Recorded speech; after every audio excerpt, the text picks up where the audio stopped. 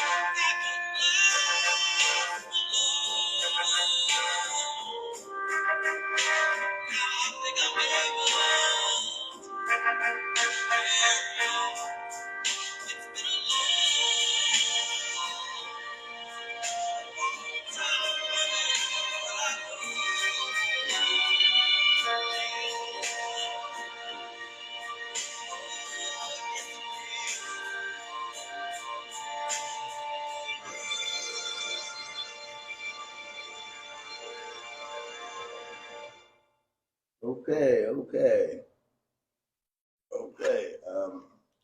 Welcome to the WUAO show. I am your host, Michael Phelps from the WUAO Community Group. As I always mention, that WUAO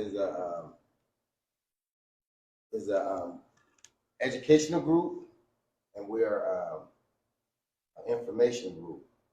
We deal with information, we deal with education, as we try to push the community forward from the thresholds that we're in. Because I believe in that we can be more of an asset than a liability. But then, as we go forward, we'll let the Kings introduce themselves. Eli Jolly. Raymond Carlisle. Okay. And as we go, Raymond, want to read our topic? We'll be having for today's discussion. Our topic for today: assets and liabilities. How can we tell if we are a liability or an asset to our families and community? So the first one of the day, the first question is, when we know that someone from the hood is going around breaking into homes and we won't report him or her, because of the no snitching clause. Is this an asset or a liability? Well, that snitching thing has really had hurt us in our community for a long time because it was misrepresented. It wasn't utilized in its proper content.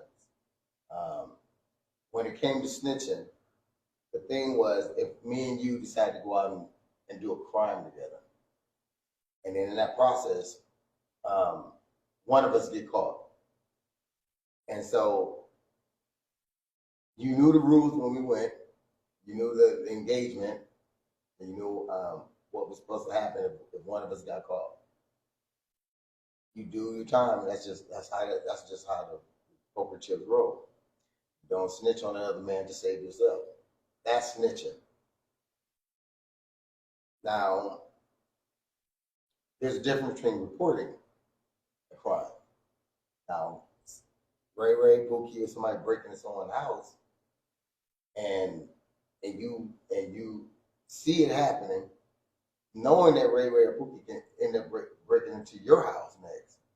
Why would you sit idle and not do anything? Is that gonna give us is that an asset mindset or that's a liability mindset? To me, the difficulty lies in the state of mind of the community itself. Mm-hmm. If you recognize that an area is your community, then that means that to the point where you want to take responsibilities for legal and illegal types of activity, then you have to take on that responsibility. You have to have a police force. You have to have a mechanism to punish and support. To do those things just off the top of your head, that's my old adage about pimping backwards. You know that it just don't work. So if you want to be independent and you recognize that the so-called operation that is over you now is not benefiting you, and you take on the responsibility of being independent, then you have to go through the other things necessary, and that is to put it into operational order. And that's why I mentioned again about the organizations we have, Black Agenda Alliance. They have identified and in many cases acted as a support mechanism to our community, which is huge to me. I mean, that was one of the biggest things for me, because it gives you the peace of mind knowing that when the outside factors begin to question you about your ability to handle yourself, you can always identify that. That's a key mechanism, but the people have to recognize it, and then that's when you start talking about financing and becoming independent from the slave master, for lack of another term. What's your thought? Well, I guess I have a different spin on this asset and liability. I believe that to address an issue, the way that an issue needs to be addressed, you have to address it at the root. You don't address it above ground. The snitching, that's above ground. Now, I have a different spin on what snitching is, on why it was created. I believe that snitching was created to keep victims and allow victimizers to continue to victimize, so they can continue to operate without any pushback. So I believe that is something that was developed so that people can operate in a sense of criminal-like activity.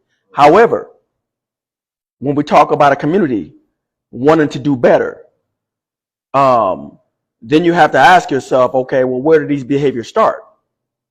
Okay, we talk about breaking into houses, breaking into cars. Okay, where did this behavior actually start? Okay, did it start at home? Okay, were the parents allowing this? Were aunts and uncles allowing this? Were the adults allowing this? Because you can't think. It's like it's almost like in the community where you you get someone else's girl, and you feel like you took them from this person, and now they're yours. But as the old saying goes, it's the same way you got them, it's the same way you're going to lose them. Yeah. So when you operate with a mindset of thievery, there's no honor amongst thieves. Yeah. So you can't get. I mean, you get some people to get mad because it's okay for them to steal from people, but if they get stole from, now they got a problem. Now they're going to the streets and want to go after people because someone stole from them. But it was okay when you stole. Yes. So again, if it's really something that you dislike and want to do something about as a community, then it's something that should be addressed as a community. Yes. Meaning that it is something that should be rooted out at the root. Meaning that as a community, you may not necessarily want to include law enforcement, whatever the case may be, but that doesn't mean that it should not get addressed. Right. And if you're not addressing it, but yet you're allowing or even doing it, then you're not an asset to the community. You're a liability to the community. One thing that I learned, with this saying we was talking about the asset to a liability is when you said it actually did start in the home, because what went on in this house stays in this house was a liability to the victims of the family that was being victimized by a family member, Right. or a community member, Right. or a church member. Right. That was silenced because of that no snitching, but no one held that person accountable. Right. Or they made excuses and said that person had mental problems, and they kept them in this little room, or kept them in the back room, as they called it. But what did they do with the issue? They never addressed it at the They root. never addressed it. So guess what? As time went on, It got it worse. became a liability, because now families has fallen apart because of that thing Right. that was never addressed, that was pushed up under the rug. Right. So this is what we're talking about today. And that's why this topic is very important, because I want the community to understand the difference between assets and liabilities when it comes to us dealing with things of the community. Mm-hmm. Because we have always, our community is failing because we became a liability to ourselves. Mm-hmm. There is no repercussion. There's no repercussion behind the decisions that we have made, because guess what? No one's making them. Only certain individuals are making decisions, and now entities are making decisions for us, because we ain't making it ourselves. Because the liability part is that we are taking on things that have not been conducive to the growth, to get us an asset, for us to have control, to live from a hood mindset to a community mindset. Mm-hmm. Anybody got anything to say about that? The only thing I want to put into the scenario is here again our present situation as it applies to single-head households and the number of our men that are incarcerated, both mentally and physically. Yeah. When I say physically, I'm talking about intoxication, mental illness, substance abuse. Because of historical devastation, a lot of our men have worn themselves out in one of those areas. Our women have a hard time doing that because they know that they're responsible for their birthings. Mm-hmm. All right. Here in Omaha particularly, one of the biggest areas of concern is DMC, the disproportionate minority contact. The number of our kids are in foster care, and the unbelievable guidelines that particularly here in Nebraska is used. It used to be that a male child could be in foster care until they were 17. I think I mentioned this before. But because of the mental testing finding out that they're really not competent until they're 25, they took the liberty of stating that an African-American man can be in foster care up to 25 years old. Those types of genocidal acts that are perpetrated on us through legal means are things that where the household comes in, that our communities have to be aware of, and our communities have to act upon it. But because of the disarray historically, single-headed household, not enough men around, we're just in a scenario that only we as a people can rectify, and it can be done expeditiously, fast,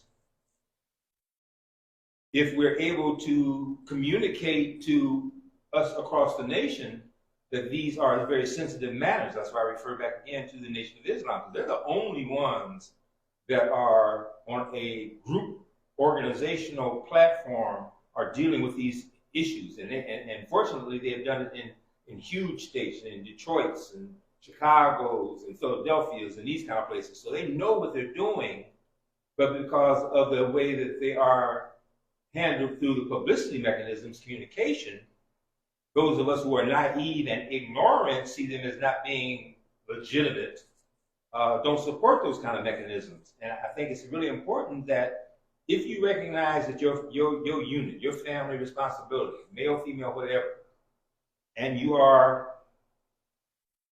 a melanated people, then we need to really recognize that we have to take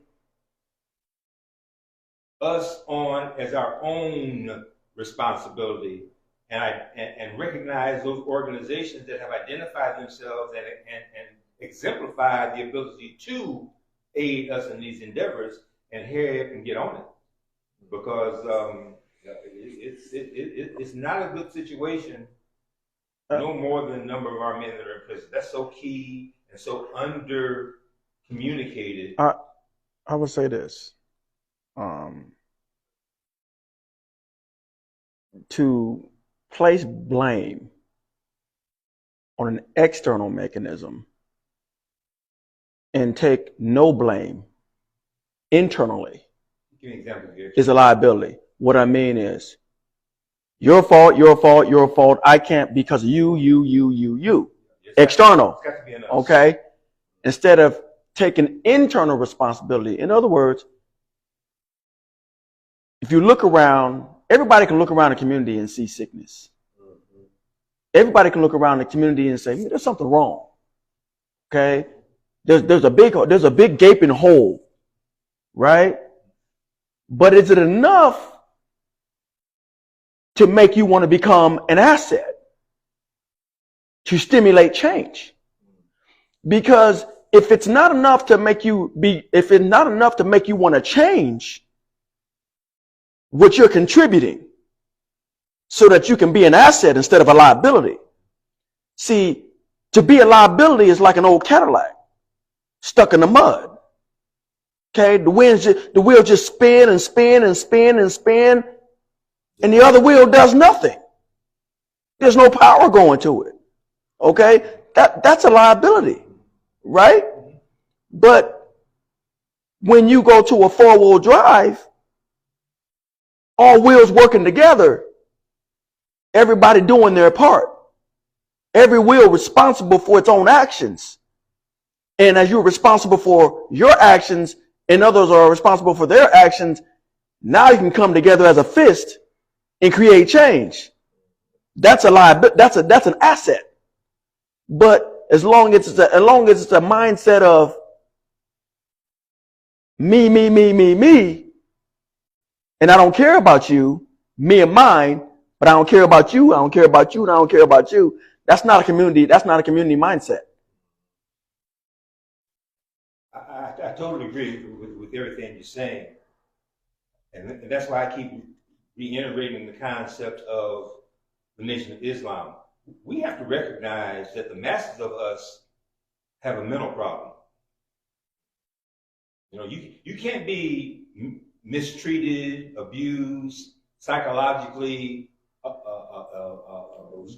misdirected because of the educational system and think that there are automatically enough of us that are able to change what we're doing.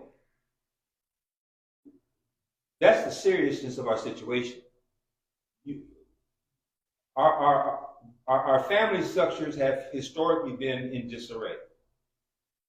The male responsibility historically, for the most part, has always been unsatisfactory even to us. If there wasn't a problem, there wouldn't be no problem. That's where the so-called PhDs or whoever that are of this ethnicity have to remove themselves from the, Dr. Umar Johnson is a prime example.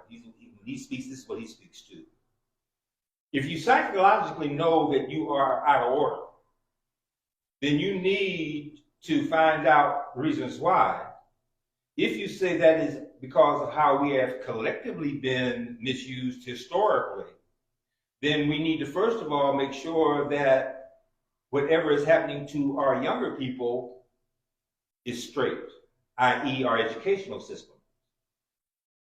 Then the next thing you do are those who have the responsibilities to handle mental and physical illnesses are equipped to handle the huge numbers of us that have these kinds of conditions. That means you have to control your geographical areas. That gets into the political piece about who you vote in and all those kinds of things. That's why one of the issues of right now is those traditional organizations, traditional NAACPs, urban leagues, all these kinds of organizations that still get revenue to support in these areas are actively involved in that, and whatever they need to have to aid them in correcting the problems is being done. All the things that we talk about are historical. They're not any things that are new. There are already mechanisms in place to handle these areas, but they have not been, for whatever reasons, handling the masses. And the outcomes are traditional in the same ways. Our kids are in foster care and those kind of things. The things that are in place have to be assured that they are doing what they have been designed to do. Those kinds of things we can do right now as a collective group of people. Keyword collective. What was the second? The second one. When we keep going in and out of jail, causing a financial burden and making family, girlfriends, and boyfriends feel like they're serving time too, is this an asset or a liability? No, it is what it is. Okay, you know, and with that mindset, because we have a lot of that going on in our community, and we're constantly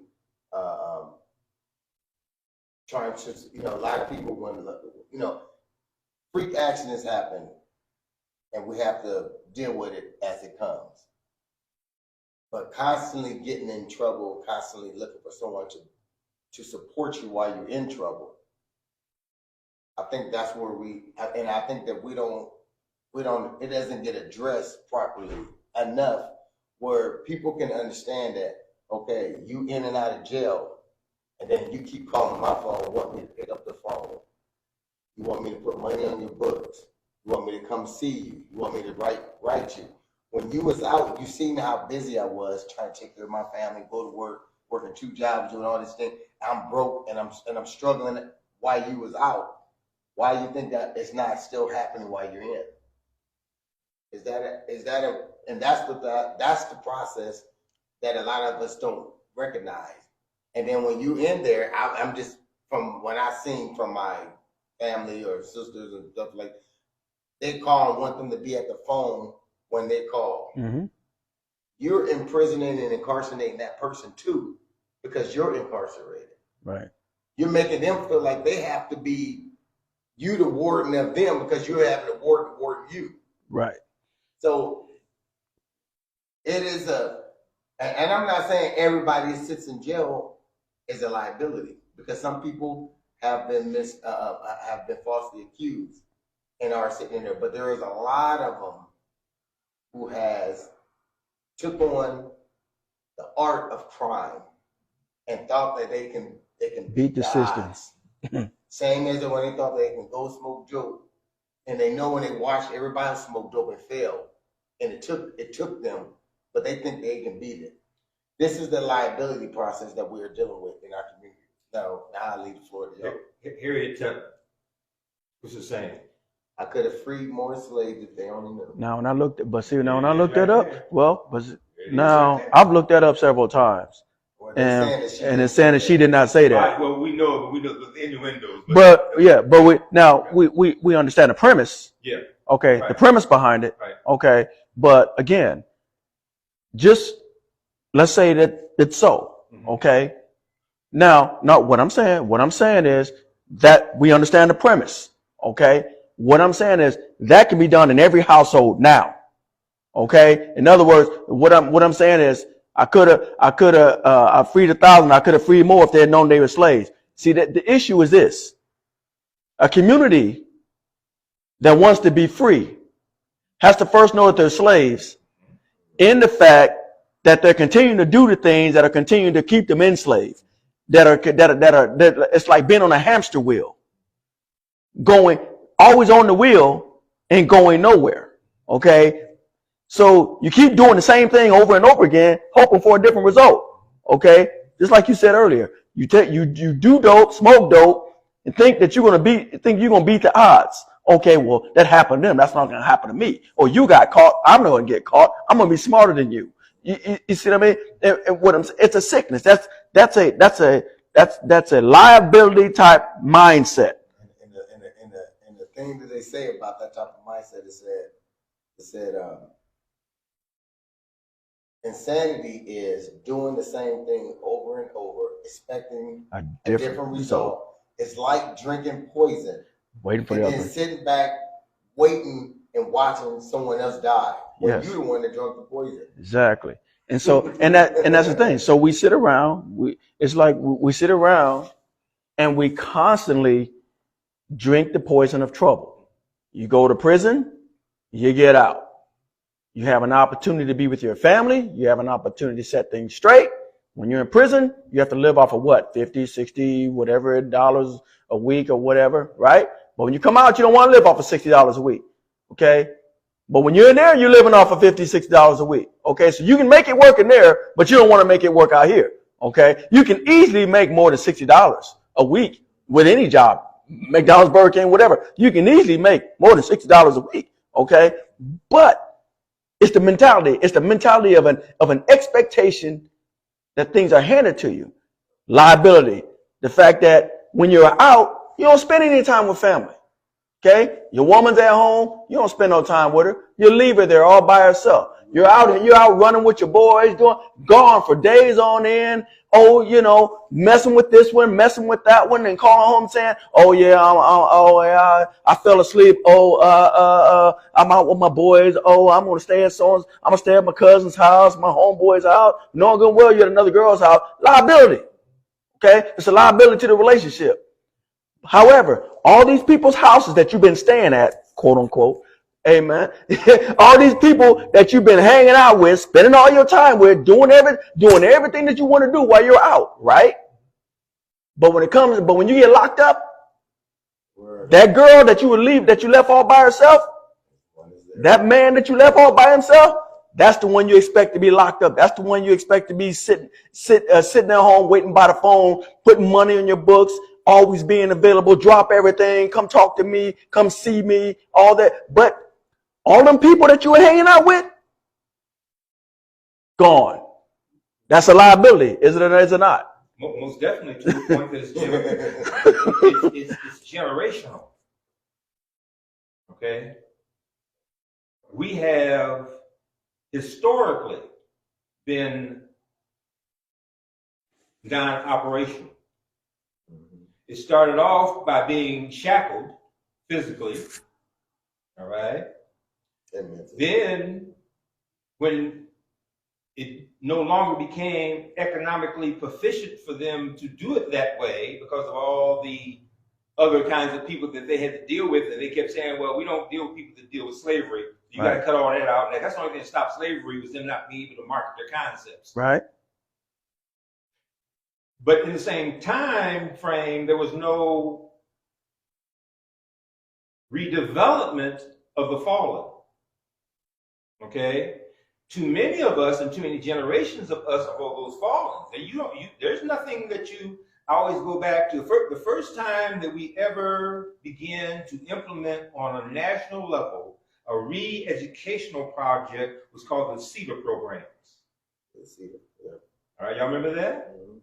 That was its whole purpose. The whole financial federal budget was put together to put CEDAR programs in communities to go into families, into whatever, and work with them to get them employable. All right? Now, to get them employable, but what responsibility do they have? Sure. To go to work. Well, no. That's what I talk about. You can't make a sense out of a nonsensical situation. Yeah. To put a federal program together to work with people who didn't have as a problem financial problems, they had psychological problems. Yeah. Well, I can attest to that, because last night, and I'm not to cut you off, but I wanted to go back to what I seen last night. Mm-hmm. Last night, I went downtown. We were supposed to meet. I was having a group meeting. Mm-hmm. So I had to go down and meet downtown for this group meeting. But anyway, downtown was so packed, couldn't find a parking spot. So anyway, as I'm driving, I seen this horse pulling the buggy, people riding in the back of it. They got this little bitty straps around this horse. Mm-hmm. This horse is huge. It's humongous, thick, spunky, strong, but this little bitty strap. And this horse, and if you look at the horse, if people just paid attention to the horse, it made me think about us. I'm like, man. I said, I'm looking at this horse, and this horse looked miserable, even though when it got to the little circle thing, and they had hay in it, so soon it got tired. When it was tired of walking, it knew where to go back to because they put the hay there. Mm-hmm. So, and as it was trying to turn in front of the cars to get to this little roundabout thing, the horse looked. I like that. It looked like it looked at me, and it looked like it looked at me like, I'm tired of showboating these people around. Just look, and I'm looking at that poor. I was like, man, I know this horse just wants to run free. But mentally, it's enslaved. And I'm like, man. I said, that's what we are. Now think about this. Okay, Harriet Tubman. Now here's a good point to bring her up. Harriet Tubman was sick and tired of being enslaved, right? Yeah. At a time when she was shackled, at a time both mentally and physically shackled, okay? And emotionally. But made it a point, like you said, that horse said, instead of looking around saying, I would like to be free, she said to herself, I am going to be free. Mm-hmm. And she did something about it, okay?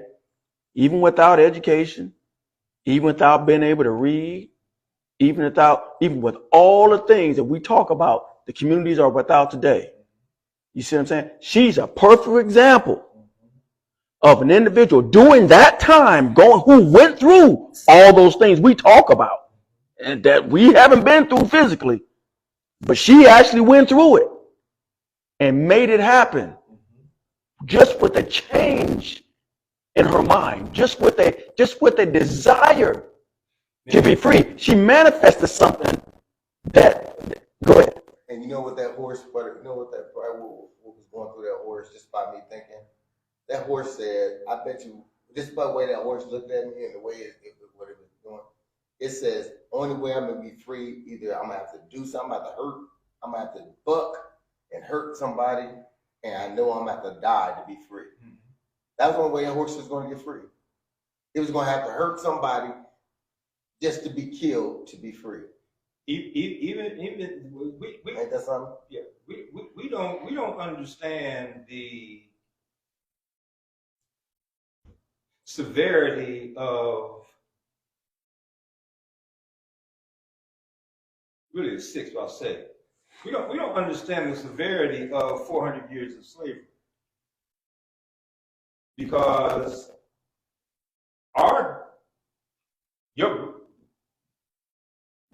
my grandparents, your grandparents, No, my grandparent. huh? My grandparent. Your, So Oh, yeah. You're great. Yeah. We know that there was slavery, Mm-hmm. but we don't know the feeling of it. Okay.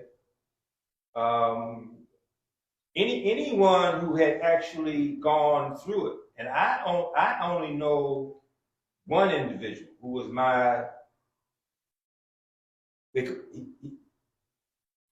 he was my father's stepfather. Mm-hmm. All right. And Oklahoma is where my family emanated from, was Oklahoma. Oklahoma was one of the first areas that slaves came to and were able to operate independently because it was almost less desolate. There were still enough Native Americans around so that they could learn some things to do, but the area was really somewhat desolate. That's why so much development you read about in our history that the Europeans give to us. So you can say that it really was probably 10 times more severe than that. Tulsa and these other kind of places. Oklahoma was a place where slaves came to, didn't find any kind of physical oppression, and were able to operate more than 50% in a free nature of mind. Are you with me? Mm-hmm. European control has never relinquished their control over us. All right? The only reason why we came this far, and I happened to look through another thing, look at the packing houses, and I didn't know that the packing houses were as large as they really were. I mean, the packing houses in Omaha, Nebraska, and I equate that just to the few African Americans, but the packing houses in Omaha, Nebraska supplied practically all of the meat packing in this whole region. When I say region, I'm talking about Kansas, Illinois, Michigan, all the way around. All right? So that when the blacks came here and worked in those areas, it wasn't a matter of they were doing us a favor. It was a matter that the industry was so large that they didn't have a choice. It wasn't enough of them even to handle the amount of meat that was being brought through here, the railroads that are being brought through here. That's why this area is so much different than anywhere else. Okay? We don't, because of our parents and our grandparents, who were wise enough to become strong and independent in their operation, they didn't stay down south. They hurried up and got up here and put the things together necessary for us to be operational. That did not preclude us from being affected by racism, if no more than the school systems alone. Okay? So when we start talking about where we're at as opposed to where we should be, we really don't have a clue. All we know is that one, that we can read and we can write. We have a lot of which we couldn't at that time. Okay, so now that give us a step. exactly that gives us a step because now we can read and write. That gave them a step that they had to take in order to make us more proficient in us being utilized. The masses of us was still, if the male worked particularly here in Omaha, Nebraska, if the male worked in the packing houses, where did the women work? Sewing plants, they did a lot of things like sewing. What was the main thing that they did in this particular area? I don't know, Jim. Housekeeping. Housekeeping. Sewing plants. iron implants. Taken care of, and at that time was still a large area of Hebraic Jews.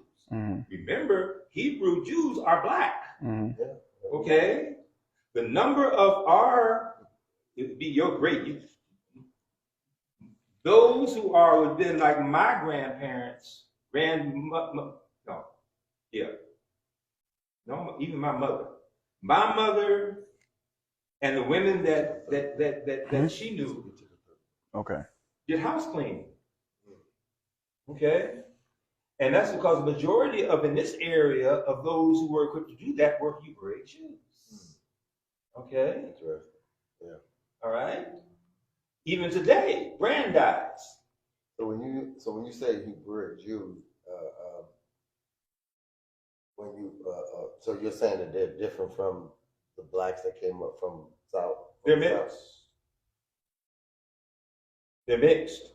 But they were smart enough not to mix a black man as opposed to a light-skinned black man or a black woman, now dark-skinned black woman, light-skinned black woman, they mixed. All right? And that really increased the Hebraic. That's why they kept on talking about there's a difference between a Jew and a Hebraic Jew. A Hebraic Jew still has very coarse hair, always have dark eyes, and more likely to have an offspring as dark as them, if not darker. Okay, so my question is this.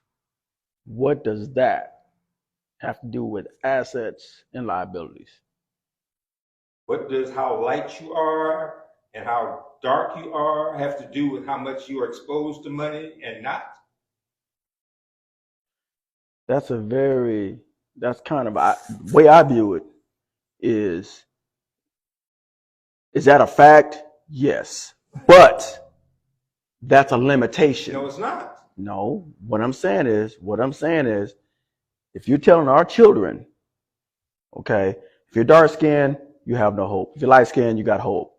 Okay, that's a liability. That's not an asset. School system did that. No. What I'm saying is, okay, now we can read, now we can write, now we can educate ourselves. Now we can get information for ourselves. That's an asset. What information did we get? What information did we get? What information did we get? The information we got before was what we were told, right? What is that an answer? Well, told until we were able to go to the school systems. Okay. When we went to the school system, what information did we get? We got an education. You got whose education? What What was the first book in this system that dealt with a black person? We haven't had any education that talk about the history of us and where we come from, but besides slavery. But as we grown into understanding, because like we right now, we went beyond boundaries and beyond measures to find out more information, because we seekers of wisdom. Those who seek shall find. Those who ask should be told. But if you don't ask and you don't seek, guess what happens? You accept. That's a liability. If you lay down and say, well, none of the cards are in my hand, so yep, liability. How old were you in 1957? I wasn't even born in 1957. So what's the point? Tell me what your point is. 1957 was when they first took out Little Black Sambo in the educational books. Okay. And gave a much more clear understanding of the black child in the yearling. Mm-hmm. Remember the yearling book? Okay, now, a quick way to say this is an old adage called a day late and a dollar short. You ever heard that? Mm-hmm. Okay.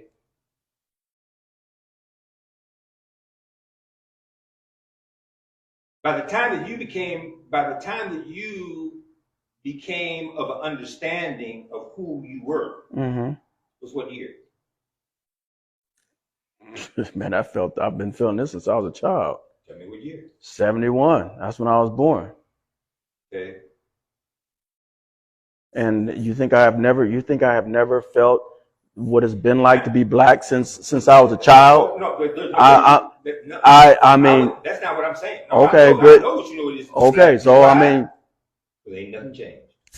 no, I'm gonna tell you what has changed. What? What has changed is my mindset. Yours. Mine. You're right. That's my point right Let me there. say this right here. That's an asset.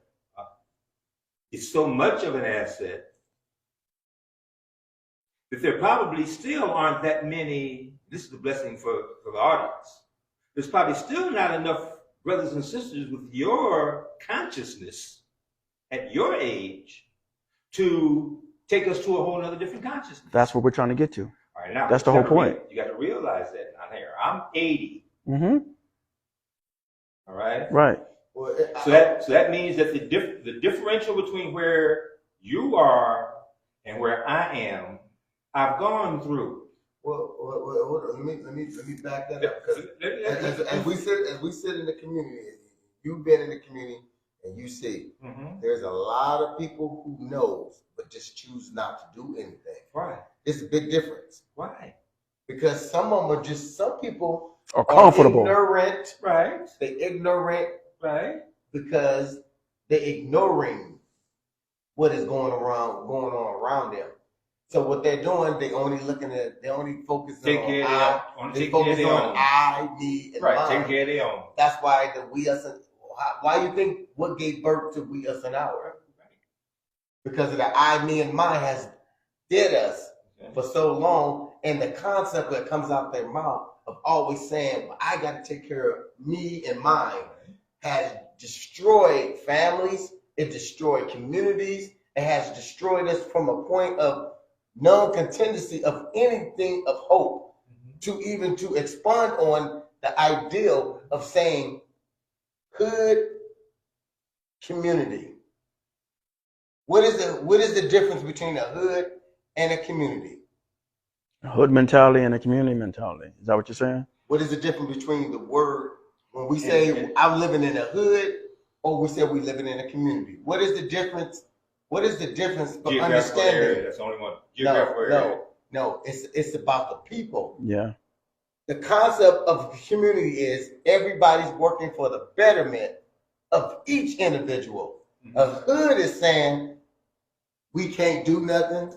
We're gonna let someone else come in and dictate to us, and by any means necessary, I'm gonna get it where I get it. What's the difference between Omaha and Chicago? There's no difference. You mean no difference? Every city is the same. No, it's not. Yes, they are. The murder rates are much higher, way higher. I said murder rates are way higher. Because why? There's more blacks there. More blacks there. Okay, but that doesn't mean that what he said was incorrect, though. They're all the same. Just because there's more blacks there, it's still the same problem. It's the same problem. Right. So, in other words, but the liability. So the liability is the mentality. That's the liability. The geographic. It's not about where you live. Drive as far to get away from a black ghetto. You can live in a black urban area. Okay. That's no difference. So here's the question.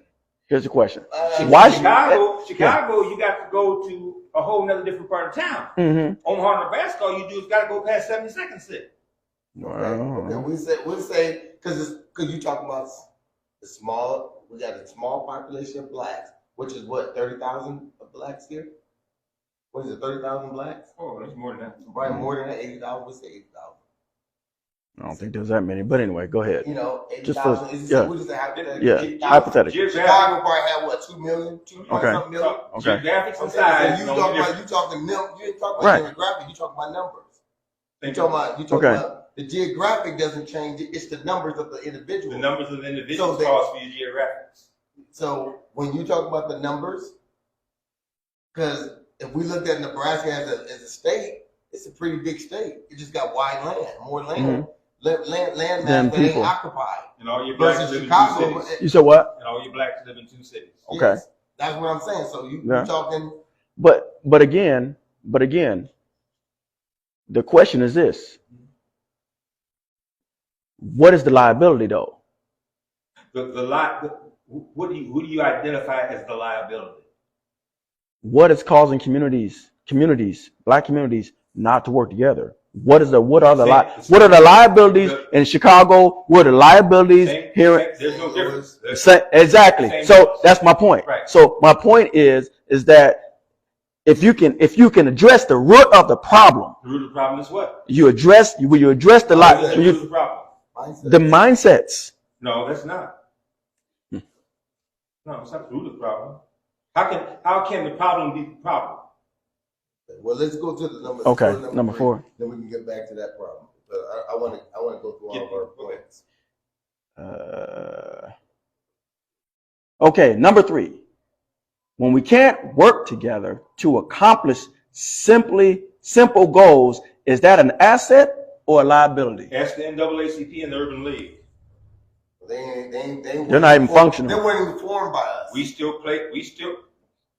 They weren't even formed by us. So why would you even throw them up? You go into come every from the urban FBI league. entity. They're from the Code Pro Where program. they get their money from is the same place that any organization. Well, 501c and all them All right. come from the same Well, come from the same well. We are Well, that's because they are the only ones that have the so-called credentials, exposure, and so-called opportunity to get us out of the situation. Why haven't they? Because they was cherry picked, handpicked, telling us that these are our leaders when none of us picked them. Right. Okay, so we talking about. So where where does the problem lie? What did we say earlier? When we sit on our hands and do nothing, they come in and dictate and put people Give me an example of what you call doing something. When there's a problem, when there's if a child, if a kid gets murdered in the community, right? Mm-hmm. Instead of us housing that person that murdered that person, and because we don't want that we got that no snitching clause hovering around over us, instead of saying morally right, and we need to secure our community. Even if we have to, if we don't want to turn him over, he has to be vanquished and they have to be exiled out of this community. That's what happened. That's what happened back. So a black person killing a black person is what keeps us financially inadequate. That's part of it. That's one of them. What part of it is it? That's the major part. It's a mentality. It's a kingdom divided against itself will fall. A kingdom divided against itself. How are we divided against ourselves? Because we fight each other. How we kill each other. How are we done that? Because we've been fighting for crumbs off of the table. What causes that? Because we haven't took up arms. When I say arms, I mean utilizing what we have, which is gifts and talents. You say arms like you know what's going to take. So why you change it from saying arms? Arms is just not just actually. Why did you change it from saying arms? No, I'm trying to explain. I'm trying to explain arms. Okay. There's more than just one way of arms. Okay. Arms ain't always just picking up a gun. What else is there? That means that we grow. we put our money together. What money? Well, we spend the most money out of every other ethnic for group. What? For dumb stuff. Dumb stuff. Why is that? Because we choose to. It's a mindset. It's all part of mindset. Why do we have that kind of mindset? Because we choose it. Because we still. Do we not have nothing to do with that? Do we not wait a minute? Are you telling me there's not one black person that knows how to invest money? Are you telling me there's not one black person that knows? Hold on. That's my point. Right. So what I'm saying is, since that's the case, then we know that we're not stuck. Then why? So why talk as if we're stuck? We're not stuck. Why is it that you don't see the black millionaires coming on television to tell us how to get out of the situation we have? Because like we just said by Eric Douglas, you could have freed more slaves if they only knew that they were slaves. When they got money, and they don't even know how to collectively work amongst those who have money. No, they They don't. wouldn't be millionaires if they didn't Okay, know how. so if I'll put it this way, if they know how, Mhm. then I can learn how. Right? Okay, Mm-hmm. so I'm not gonna, and that's why I always say I'm not gonna lay down How and old are you now? let life. I'm 52. I'm not gonna lay down and let life walk over me. Okay, You just- I'm not gonna lay down. Statistics, you only got about 20 more years. I'm not gonna lay down. No, who says I only have 20 more years? According to the statistics. Well, I you don't care really about only statistics. I don't go by got statistics. Average black man, very few black men get past the age of 70. Okay, but what do I care about that? Well, I may defy that. I'm not the ordinary black man. Oh, you're the exception to the rule. I'd have to be sitting here talking to y'all, wouldn't I? Okay, well, guess what? So if you can, if you can, guess what? Somebody else can. Obviously not. Why not? For You the trying? same reason I'm Are sitting you here. are you the Well, I'm oldest? seeing same reason why I'm sitting here. Are you the talking to old? Are you the y'all oldest living? because- Are you the oldest? Are you the oldest living black man? No. Are there others older than you? Oh, definitely. Exactly. Right. Okay, so that ends that argument right there. No, but I don't understand the effectiveness. What's the difference? No, the point that I'm making is that the more you sit around and talk about the roadblocks, and you spend less time coming up with a strategy on how to get around those roadblocks. Right. The whole point of this show Why do you think that I'm sitting here right now? To get around. To get it. Okay, and what philosophy am I using to try to get around the roadblocks?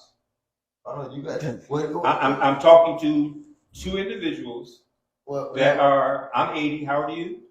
53. But what That's that- 3. How many of you? How old are you? 52. Y'all the same. Y'all 30 years younger than me. But I'm Okay. sitting here with some young brothers Mhm. trying to find out what you have in your consciousness. I'm not being derogatory. Mhm. Okay, trying to figure out what you have in your consciousness that has not already been implemented to get us out of this. Well, I think where you're at, you know, because I paid attention. I listened to after the civil rights movement, and I heard a lot of the elders. And the first thing the elders they all said was that we tired, and we wish this. We don't want to fight anymore. Well, I ain't we nowhere put in that, that. and we put that on our I ain't children's nowhere in that. children's You can't head. put that on me. You got to go to a whole nother level. But that's what the elders No, said back then. I would be here with y'all if that was true. Okay, so But then you got to so go to that's- another level. so You got that's to what repudiate so me, that's not what I'm repudiate saying. those already out some the people, game. so there's the Repudiate education me. act. So there's the education act. What? You just said it. That's not me, right? You know that's not me. I'm going to be sitting here. You don't Okay, waste your so time that with me. means that That's why I that means picked that you. there is many So people. when we talk about then therefore when we're talking about liabilities and assets, No, we're talking about reality. when we're talking today's today's topic is liabilities and assets. So I'm which is the the reality. yeah, I'm using those. So Right. therefore, when you have a reality, a part of life, okay, a part of life, things that happen, things that occur, Realities. things you got to deal with, Right. okay. Right. You can either come across something Mhm. and curl up into a ball, Mhm. fight, flight, or freeze. or Fight, flight, or freeze. you can fight. Mhm. Okay, Harriet Tubman decided to fight. Mhm. Okay, so since we use her as an example, perfect example. Mhm. Okay, Mhm. so she wanted to be free, and she found some others who wanted to be free too. Mhm. Okay, and those She are had the some ones, resistance. and those are the ones that joined her. She had some resistance. She has some resistance. Those who wanted to What stay. year was that? You remember that? What year was What it? year was it? You tell me. Man, I'm asking you. What year was that? I can look it up. Yeah, look it up. What difference? I don't know what difference it makes, Put but Harriet Tubman. Find out when she made her little statements that she made. she didn't make that statement. If they, I'd have freed more if they only knew that they were free. I looked it up. I looked it up. I've looked several places. I mean, several places. Well, And I think that what it was that it was just a philosophy of understanding that Yes. she was trying to free a lot Yes. More if they only knew It's- that they weren't. I've looked everywhere Like, and have not been able to find like that. Willie Lynch, they said that's not a true document, but the mentality that you see, it makes it. Yes, it makes sense. Makes perfect sense. What? The Willie Lynch letter. They said it wasn't a true document. It wasn't. Oh yeah, it was a Willie Lynch letter, but it was written by a white man. Because he had a clear understanding of 1850 and 1860. 1850. So we're talking about 100 years. Okay, but what difference does it make? What I'm no 100 years maybe. No, what I'm saying is it was during the time of slavery, right? Oh, right after. No education. Yeah. Okay, no education, right. But yet that didn't affect her determination. No, it didn't affect whoever wrote her into the books to use her as an example for you to follow. So what are you saying? You're saying that she wasn't of value? Obviously not. You don't think she was any value? What did she say that has caused that you can recognize the difference? Did she not free any slaves? Not enough to speak of. Did she free any slaves? Not enough to speak of. Did she free any slaves? Not enough to speak of. Okay, so riddle me this question then. She got it in the history book because a European put it in there and put the documentation down. We don't know nothing no more about Harriet Tubman than what the European put down in the history book. That's true. Okay, but let me ask you this one. Why did it say each one teach one, saves one? It says each one teach one, saves one. Who said that? That's a philosophy that we've been here. If we can just say one person in the community, we say that was enough. How many schools you know do what? we own in Omaha, Nebraska? I'll tell you this. How many schools do we own in Omaha, Nebraska? We don't own none. None. So how you gonna teach one if you ain't got a school? I don't need a school. I don't need a school to teach anybody. Oh, you're gonna use the school. The home is the teacher, the school. Exactly. The home is the school. The home is where true teaching starts. Okay, and the home means who?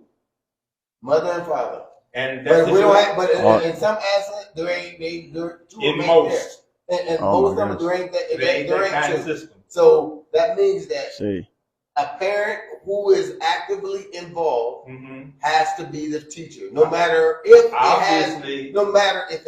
it's like your body. If one of your legs is gone, the other leg has to make up for that leg. It has to become stronger. Obviously not, else we wouldn't be sitting here talking about it. No, we sitting here talking about it because there's not enough people who think outside of what you're saying. Obviously, outside of we're what here you're saying, because ain't nothing different than that. Just because you don't believe, that doesn't mean it can't be achieved. My belief is based upon not only my knowledge but historical information. Okay, so why you brag about? Okay, so tell me this, riddle me this then. Why you keep bragging about the Nation of Islam and then the BAA? Because the Nation of Islam is the only organization that has a number of people behind them to activate and create. And guess what? They had to go in and reprogram a lot of those are all drunken, alcoholic, prostitutes, people that sat on their hands for a long time, and they joined the Nation of Islam. That was 30 years ago. And then they taught them, nope, we're not going there. You have to do this, do this, do this. You to get in this program. This is the requirement. Same thing as the military. When a man who's living on the streets, doing crazy things, he joins the military, he gets some structure, some discipline, and some order. Right. Am I right? Yep. And he has to get educated. Yep. What's the difference? There's no difference. We have to do the same. Yep. You already have organizations that are doing that. Organizations ain't for our business. Just because, Islam has two huge. Nation of Islam has not only a main secretary here in Omaha, Nebraska, but one of their high-ranking NOI lives here in Omaha, Nebraska. Education. They can't even raise enough money selling the papers on the street to move further than where they are. Education is only as effective as the people who use it. Right. Okay. Right. So therefore, it's not that there's something wrong with the education. It's not that there's something wrong with the knowledge. It's the people who refuse to use the knowledge or the education. Right. So therefore, when you have a stubborn people or people who want to lay down and allow history to dictate their future, I'm not sure who you talking about now. I said when you have a history, we have a history, right? Okay, we've been talking about it, right? Okay. Assets and liability. Will I allow my history to be an asset or a liability to me? I choose to allow my history to be an asset Meaning, I will learn what I need to know about my history so that I can have a better success for my future. How many brothers do you think that you could bring here and they have the same mentality and ability to verbalize that same consciousness? Oh, I know a lot of them. How many brothers do you know? I don't care. Okay, it wouldn't. Okay, okay. This is the thing. It wouldn't matter if it was just two. It wouldn't matter. It wouldn't matter. Why? Because when a fire gets started, fires start with a flicker, with an igniter. Okay, a spark, flame. Okay, all it takes is one. All it takes is one spark. Okay, so numbers don't matter, because even if you start with one, all it takes is one to acknowledge that. Well, you know what? Wait a minute. And why are we in the same condition that we are now? Mentality. Right. We've been talking about it forever. That's our first problem, then, right? That's what we've been talking about. What do we do to alter the mentality? Bring people to the consciousness of assets and liabilities. What mechanism do we use to do that? What we're doing right now. What we're doing right now. All right. Okay. So if we implement right now a strategy to get a reading of how many like-minded people. What kind of response do you think we get? If you mind to get 10. And what you don't need an argument. What should we do with them 10? Multiply. Equip them with what? Equip them with everything they need to endure the task at hand that is going to be the challenges. How many people we got left? I don't know. Give me find out how many you got. Well, I'm not gonna do all that. Why? That's why you're looking at them. Why? No, because there's more people that could be looking at it. You know, you what's your number on there? Probably about 12 for right now. Tell them 12 to call 12 people. Mm-hmm. That's the way it can work. Your 12 same as his 12? They hear you? No, them 12. That one to each one of those 12 can call 12 people. And then tell them to do that. See how fast it takes us. You know what? I put it. Okay. Y'all heard what he said. If y'all wanted to participate, all we want them to do is call 12 people to come and show up on this dial. Well, they our numbers was way up there, so I know it's working. Well, I'm not concerned about that. If we only had 10, let's take them 10. Let's start. Let's take an okay. Let's do this. Let's do this. Let's do this. The whole point of this is to bring people to a knowledge of what assets and liabilities, so that people can think more clearly, rationalize, so therefore, when we talk about that, the whole goal of this: every mother, father, aunt, uncle, grandfather, child watching. Okay, if we can elevate their mindset to a higher level, okay, every brother, big brother, can now teach his little brother or little sister, whatever the case may be. Okay, educators who might be watching can now go back to the schools with a different mindset and maybe reach out. Every parent that goes to a Walmart or goes to a gas station or whatever can maybe change their mentality and realize that the things that they're doing are affecting others, that others are watching, that a 5-year-old that maybe on the other side of the pump is watching you while you're cussing everybody out at the gas pump or whatever, or at the red light or stop sign, whatever the case may be. That's how each one teaches one. That's the whole point of that. That's how you become an asset instead of a liability. That's how the numbers increase. The numbers increase by application, not talking about it, but actually being about it. Let's do that. Let's take. I don't have 10 people that I know watching. I don't communicate with folks.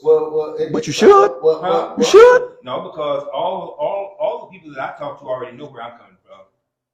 All right. Okay. And they have let me know that they're not in a position to become accessible. Okay. All right. Now, they're not in a position to become accessible? Yeah. What does that mean? That means they're afraid of their jobs. Mm-hmm. They are they're not physically able or don't have the necessary equipment to communicate at this Okay, so level. let me ask you a question. Okay, people who are afraid of jobs. Okay, what stops you from being effective on your job? What stops anybody from being effective on a job? Who your Because boss is. doesn't matter who your boss is. You know you do what you do on your job. As far as what your job is, what you do on your time, as long as it doesn't affect What I'm your saying, job. what I'm saying is, if you have a job where you deal with the community, everybody you come in contact with that community, okay, that's your contact with them. Okay, their interaction with you can be affected.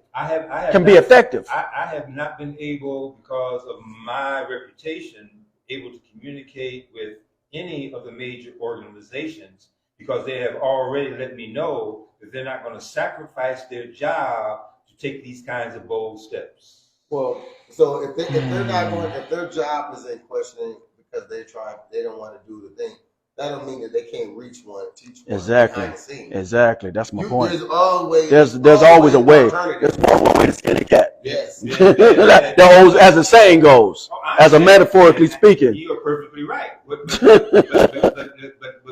at the point right now where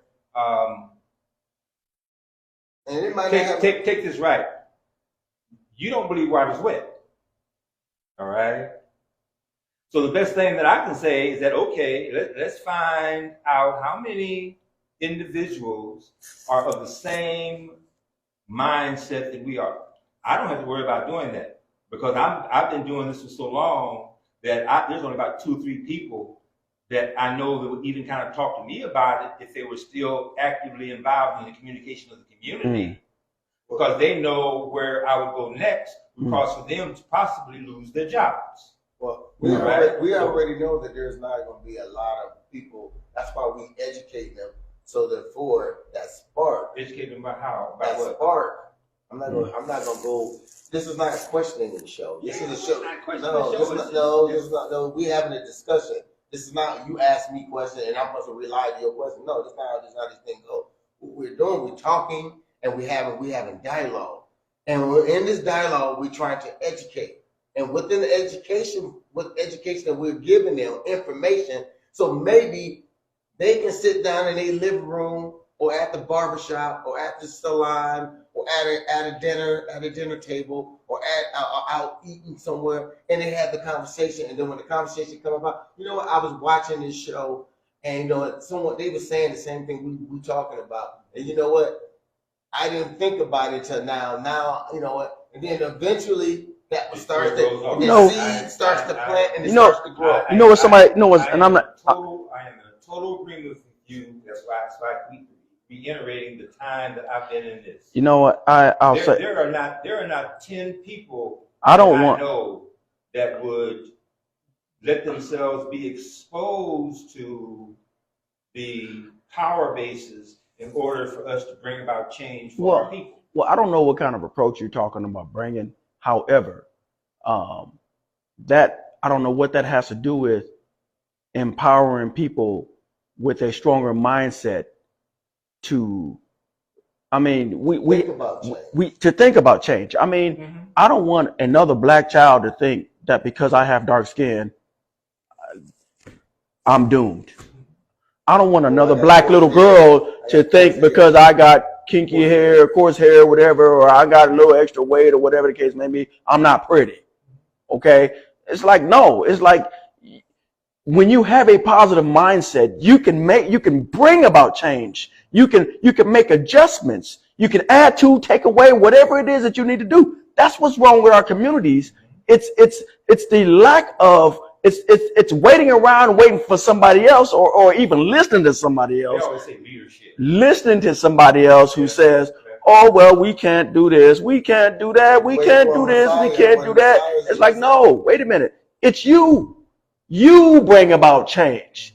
You initiate change. You be the asset that benefit that adds more assets. Okay. You can multiply assets. Okay. Maybe it may take some time. Okay. It takes time. Okay. Do whatever you need to do, but don't sit around on your hands and complain. My desire is based upon my inability to maintain. I've garnered those amount of numbers as applies to being active within the community, but I haven't been able to maintain that because in most cases, the things that we needed to do would make them inoperable within their system. I got someone who made a comment.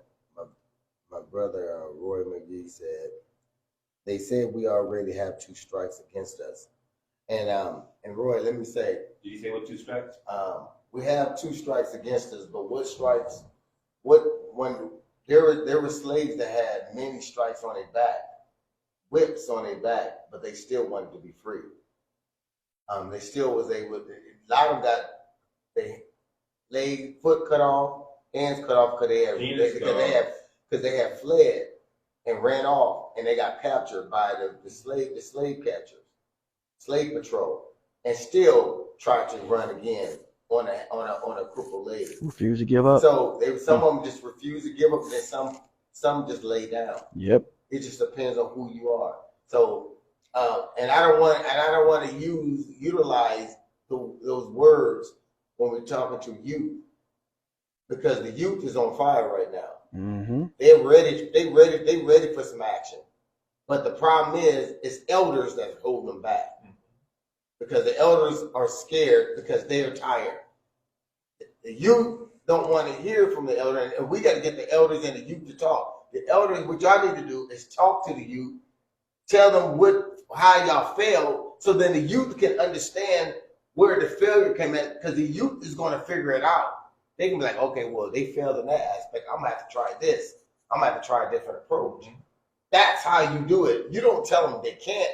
You just tell them how you fail and why you fail, and then maybe they can come up with a solution. We need to birth innovators. A better plan. Yes. So that's how this is supposed to work. We as an hour show is not here to debate amongst each other and try to tell each other what prove that this is not what we're about. What we're about is having a discussion, talking about the issues in the community, trying to inform, and as we inform it, we all learn from each other at the same time. Yes. That's what this is about. What I feel that my asset can be is to give you, through my history of this, some of the areas that you're going to have your difficulties. That's what, and me, when we talk, when I talked to Uncle Ernie, first thing he told me to get rid of Brother Elijah. He said you was going to be able to equip me what I needed to know. That's what he said. He didn't say, oh, well, you ain't going to be able to do that. You ain't going to be able to do that. He said, no, I can't do it right now because I got too much on my plate. So I'm gonna steer you to someone that can help you in your endeavors. So let's go to the next one. Okay. When families, communities sit on their hands. Okay, that's number 5. No, number 4. Did we just discuss that one? Let me see. My simple goal is that I said, okay. Buying fraudulent things. Number 4. Buying fraudulent things that doesn't generate any economical gain for us to leave behind for the next generation. Is this an asset or liability? I don't know what you mean by buying fraudulent things. What's a fraudulent In other words, you invest in things that are not going to help, that are not going to, it's nothing that you can pass down. Like here's an example. You mean fraudulent? Okay. Non-effective things. That could be behaviors. That could be stuff. You know, it's just like it could be genetic. It could be genetics. Okay. Or you can go try to buy the most fanciest car, and then once you drive it off a lot, it loses its value. Right. And then you buy 10 of them things, and then all of a sudden you have all these things, and they don't bring you no asset. They ain't doing nothing but becoming a liability. Because when you die, if you didn't properly insure those things to be covered after your death, that they get paid off, guess what that death goes to? It goes to your family. It goes to the family. It goes to the next of kin. Right. So these are the things we're talking about. This is why we're talking about assets and liability. Because a lot of times we don't understand what is an asset, what is a liability, especially when we're dealing with our community. That's why it's necessary to find and evaluate the things that you already have at hand. Okay, what assets as it applies to the situation that you're trying to solve or affect or illuminate, what do you have already in your possession? That's where conversation and audience is concerned. The goal is to not educate our people as it applies to them being able to enhance their way of living, is to find out, or because of our history, identify some of the things that we recognize as being a limitation to you to be able to be effective in your day-to-day struggles here in the home of the free and the land of the brave. Okay? Being in Omaha is much more easier than a lot of other places because it's a small number. The geographical area is small, but the situations are the same, and in a lot of cases, much more visible. Okay. So when we identify what we need to do to change what we perceive as or what our audience has said are their difficulties, then to introduce methodology on how to eradicate those things. But Omaha is only that way in your eyesight, not to everybody else. That's why a lot of young people say, "There you go, questioning." I didn't know what you're talking about. Omaha, you should say Omaha. Give me an example. You keep saying Omaha is a better place here. No, but that's why a lot of young people are leaving Omaha and going to bigger cities because they feel like, or other cities, because they feel like it's more opportunity. They have the more choices. And so Omaha, what you representing, it's not for the whole masses. So everybody don't see it the way you might see it from that geographic perspective. That's why. So that's what I'm saying. So that's why my age makes a difference, because I've learned, and I've been to other cities, and I've lived in other cities and done some things. Los Angeles is the purest example. Well, we got a cousin that lives in Los Angeles right now. He thinks where he's at right now is way better than here. Am I right? And I used to. Part of Los Angeles, do you live in? Inglewood? No, he lives in I can't remember what city. He lives in Woodland Hills. He has money. He ain't a humbug. No, he don't have it like he that. He got a job and he's operational. Yeah, he's But why would that make a difference? Why would it make a difference? Why you in Los Angeles with a job or without a job? Yeah. You know, but he can't. But he can't. Okay, but yeah. Okay. But he went there and he did okay because he made it work. He made it work. So he didn't go there. He didn't go there with a mentality like, okay, I'm gonna go here and not make it. Right. He went there and made it work, and and was raised here. Okay, and so again, mentality. His mentality. About Omaha, what did he say? Oh, I ain't coming back to Omaha ever. But again, it's not a matter of location as it is mentality. In other words, you can make it anywhere. It depending on your mentality, depending on this right here. Okay, if you tell yourself you can't make it, okay, you're not going to make it no matter where you go. Okay, it's like you have to learn that you can't make it. Well, that's the thing. Some people, but there are people who've been taught that they can't make it. And you got people that's rich that moved out of the hood. And then you go, and you think that they gonna do well because they say, I'm getting out of the hood. And then you go over there, they got that same ghetto, same hood mentality, still doing the same thing they was doing here, but just moved in a geographic area that was supposed to be more successful around successful beings, but have there's one thing that you can count on in the United States. What's that? Black people are gonna be treated like black people wherever you go. Bring stuff up on themselves. Well, it's like I said, man. There's a lot. There's a lot of people that moved out who became rich, and just like everybody's critiquing that lawyer that was on that was going over Trump over in Georgia. Mm-hmm. They called her ghetto. The way she said that. If I had to go pull out a Jeep, I had to give him a Jeep. She said it's on that TV. And everybody's like, well, dang, she's supposed to be a lawyer, supposed to be a high class woman, black woman up in the district attorney over Georgia and this, and she's talking hood mentality. And the thing she was doing was hood mentality. You can take them from this place, but they can still carry that on. I'm just saying, even these rappers, their sole purpose was to get themselves out of the hood. But then they get way out here in the gated community and out here shooting and come down and still acting a fool doing hood things. It's a mindset. That's a liability mentality. And it's a liability because guess what? None of them are coming together. So all this separatism. Why would you think they were intelligent just because they could rap? You're missing the point. No, I'm not missing the point. Why would you think that they are intelligent? Because their mindset, when they said that they got rich, they said they wanted to move out, get their parents and them out of the rich. Their managers and whoever the promoters were got rich. Okay. It doesn't matter, but they're getting some of the fruit of their labor. The bottom line is when we're talking about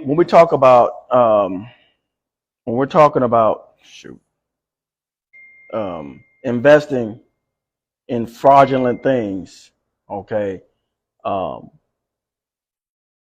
the best thing that you can invest in with your children is teaching them how to think. Teaching them how to think. Okay, that's better than money, really, because well, you get my point. It's all together. In other words, educate your children. That's my point. Okay, educate your children.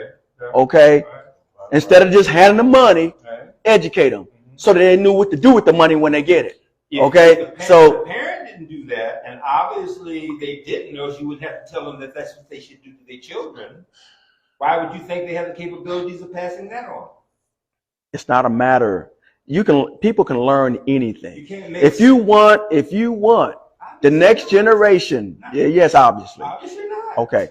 Anyway, if you want the next generation to not be like the last generation, it's just like parents who save all their money, whether it's cleaning toilets, whatever they can, just so they can send their child to college. Maybe they've never gone to college. Maybe they've never even made it out of high school.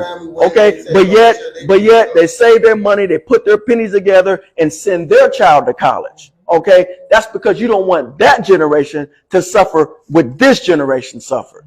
Okay, and you would hope that they would go to college, make something of themselves, and then make that even the next generation better than their generation. Every parent hopes that their child would do better than them. And out of that saying, our parents didn't graduate from high school. Exactly. Our generation started graduating from high school. Exactly. And then our next generation is going to college. Is going to college and graduating. Exactly. So it is mindset. Things are changing. Now, exactly. I'm not saying that the system is great and it's teaching our kids, because it's teaching us to work for. Never going to do that. They're teaching us how to be a corporation. We are trying to teach our children for the WUAO and ours.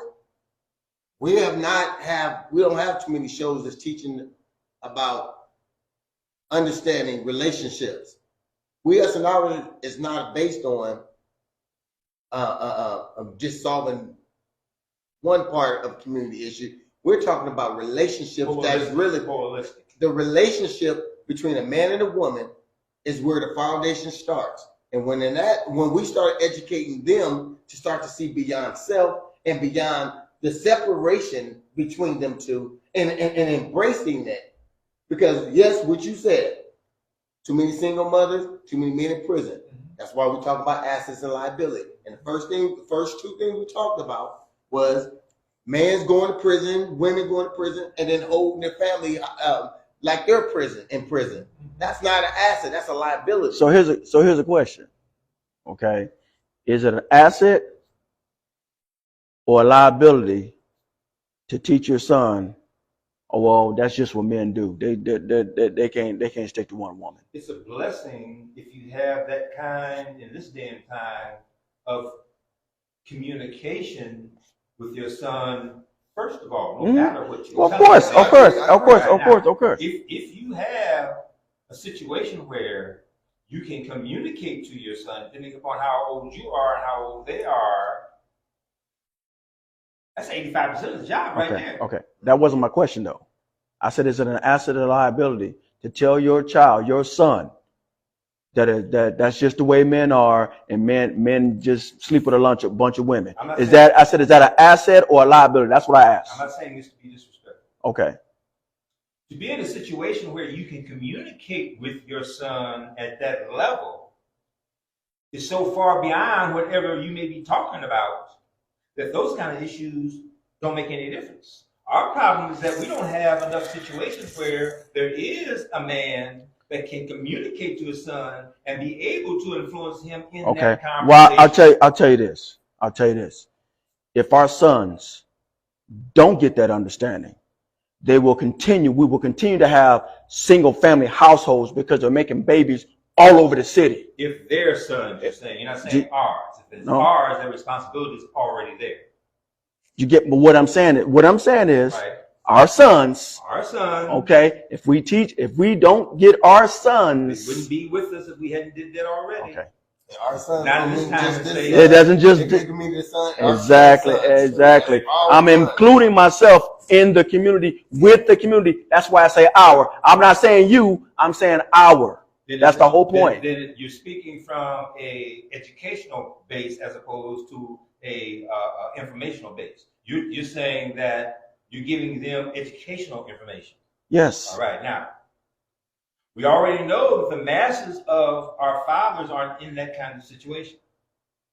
All right. I'm not saying all are like that. I'm saying the reason that I'm here is because I believe that there's such a disproportionate number of fathers that have the ability to communicate to their son in respect to their sons don't listen to them. We need to take care of that before we try to tell them what to say. We need to get them together. Okay. Before we try to give them information on what to say. Okay. And that's true, because it is harder to communicate with your sons because they feel like the bull homeboys is more important than listening to you. We both know. And we're going through that right now. We both know. But that's a product of son. But that was given to us way before this thing. So it already equipped me to deal with it. In my generation, not my generation, mine's the one that tripped out.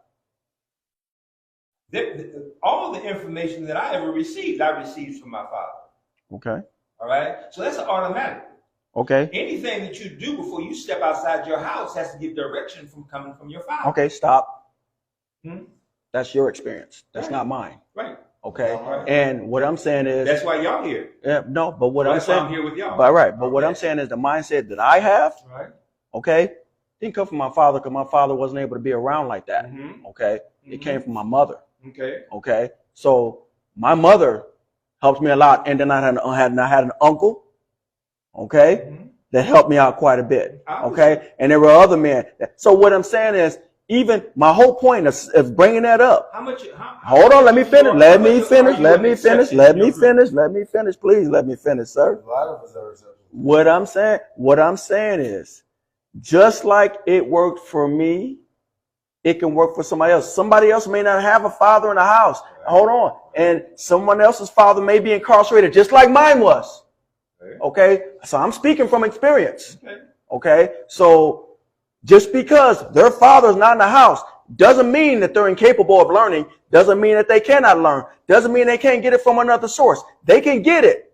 Okay. And that's the point. That's the whole point of this show, is to give people something to look forward to, not to tell them everything they can't do, what's impossible, and keep reminding them of the mess that they're in instead of saying, hey, wait a minute. Yes, this is a mess. Okay. We've established that. Now, what can we do to get out of it though? Yeah. That's the point. And that's the point that I'm at. I got a comment. I got someone, my brother, Prince Champ said, that's a liability. He's teaching your son that men are incapable of being with one woman because that's the way we are. Subtly teaches him that discipline is false and one must obey their desire.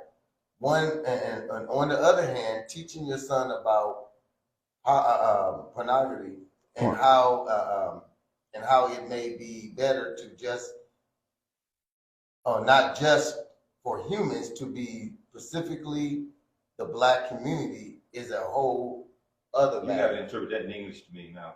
He said, no, my eyes are bad. That's why I don't What is read. it? What is it? I'll read it for you. Okay. He said, that's a liability. Teaching your son that men are incapable of being with one woman because that's the way we are subtly teaches him that discipline is false and one must obey their desires. On the other hand, teaching your son about polygamy, I think he's talking about, I think he means polygamy. Yeah. And how it may be better, not just for humans, but specifically the black community is a whole other matter. That's why I always bring up the situation. Yeah, of the family one man with multiple wives. We can't put ourselves in the Dick and Jane family line as Europeans have it. Our situation is not like that. All right, it has never been stabilized. We only have 2 generations of where men recognized that they had to come in and be the father in this household and not have 4 or 5 women all around everywhere. All right, we think that our initial environments are. Can I ask you something? Norm. Where do we get that thing? Where do we get that thing from? Where do we get it from? Slavery.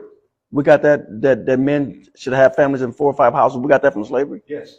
So it wasn't because families were broken up forcefully. There was no family. You came out of slavery. No, what I'm saying, they were married. They were married. For less than a year because World War II. Okay, so was there a group of males who did have that experience and took them away from here? My question was this: was that their goal when they got married? Was to have more than one woman, or was their goal to have one woman? Now, even though they were forced apart, whether their wife was sold or the husband was sold or whatever the case may be. I'll say that I can't make a blanket statement like that because it's individual on the men. In my experiences, very few men that I've known ever see themselves as being restricted to one woman. The ratio of males to females alone causes for that not to happen. Well, you know, I think that you're trying to make. I think when I was growing up, I tried to mimic what I seen. Mm-hmm. So what I saw was my uncles and had a lot of women. Yeah. So I guess like that. So that was, but that wasn't. But see, but that didn't make it right though. But the problem, who determined what's right? But the problem was. Name me one. I'm not going to even get it. I'm not going to even go down that road with you. Let me tell you the problem.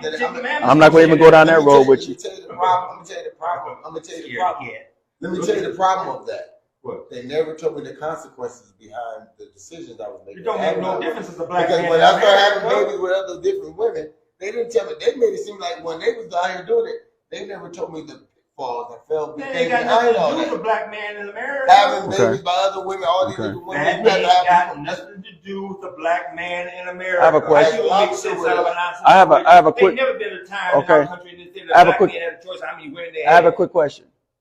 Thou shalt not commit adultery. Where do you find that at? In the 10 Commandments? Yes, sir. What's adultery? Hold on. What is adultery? What is adultery? You tell me. What is adultery? What is it? Adultery is one man, all right, that has communicated with one woman. No. All right? And that communication. That's not adultery.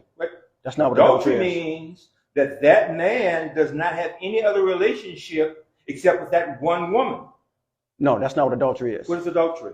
Adultery is when you have an extramarital relationship. That means outside the relationship with that one woman, that's an extramarital relationship. That is adultery. We as black men in that you said even hold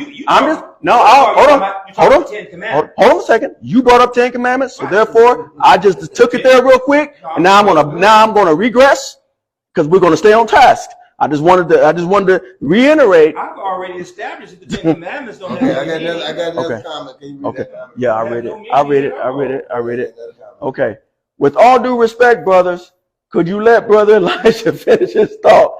I do believe I understand what he's attempting to say. Okay. Thank you, brother. Okay. Go ahead.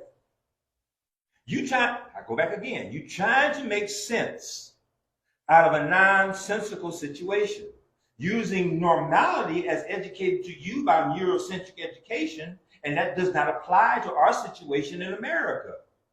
What applies to our situation in America? We were slaves Okay. all the way up to 3 generations past us. Okay. My fathers was the first black males that ever went outside of this country and had a real understanding of what black people were able to do. Okay. When they came back here, Europeans recognized that was a serious problem. What does that have to do with relationships, though? I want to see how that ties into. We were talking about a man having more than one woman. Have never been understanding that they only want to have one woman. Why? Because they were slaves. So because they were slaves, they were so when they got married, when any of them got married, that didn't happen until the latter part of the 40s going into the 50s. What I'm saying is, my question is this. Okay, so you're saying slaves never got married? No. No slave ever got married? No. I wouldn't be slaves. If you can get married when you want to get married, you wouldn't be a slave. So during the slavery time, you had sex with whoever your slave master told you to have sex with if you were a breeder. So you're talking about the breeders. All of them. I'm talking about black men in America. Yeah, all of them wasn't breeders though. I'm talking about black men in America. I know what you're talking about. But then they're all breeders. They did what the slave master told them to. So every black man that was in slavery was breeders. If you were a slave, you did what you was told to do. We know that. So none of the slave masters slept with their slaves' wives. Yes. That never happened? What? None of the slave masters slept with their slaves' wives? The slave master did what he wanted to do. That's not what I asked you. He'd have sex with the man I'm asking you a question. Yes, I know that. But my question is, did any slave master sleep with their slaves' wives? They slept whoever they wanted to. So are we acknowledging that they had wives? That would be up to them whether they wanted to or not. But you said that they didn't have wives. You said that they didn't marry. Who? During slavery times. No, I didn't say slave masters didn't get married. I said slave master. Did any of the slave masters sleep with any of their slaves' wives? Anyone they wanted to. Okay. They did what they wanted to do. They wouldn't be the slave master. I got it. Kara said that was her, not a man. That's what you said. Oh, I'm sorry. It says traditional marriages were prohibited among the black family. Thank you. Amongst the black family. When? Huh? When? When? Yeah. All the way up to the date. Where, up here? All the way up to the date. Oh, keep going. Oh no. Those two right here. I think I read down. Polygamy is not adultery. Adultery is a sexual relationship outside the covenant of marriage. That's what I was saying. It does not apply to us. Christians must be careful when it comes to how we use the Bible if God was against a man having multiple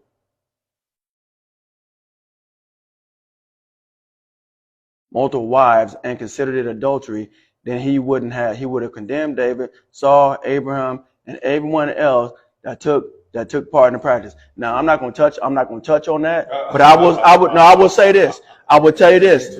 I would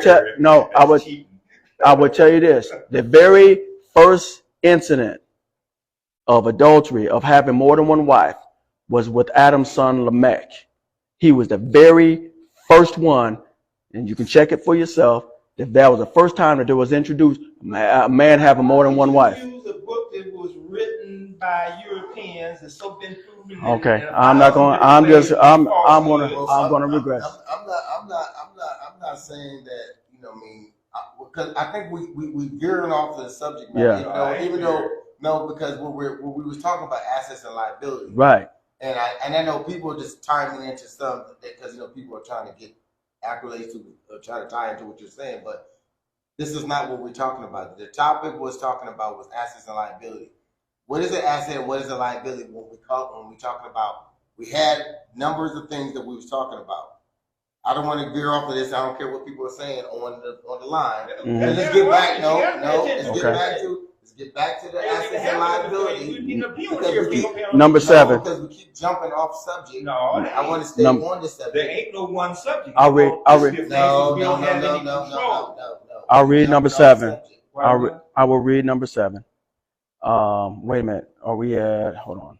My family's. Because I have questions. I'm gonna do nothing to help. Okay. Wait a minute. Okay. Number 5.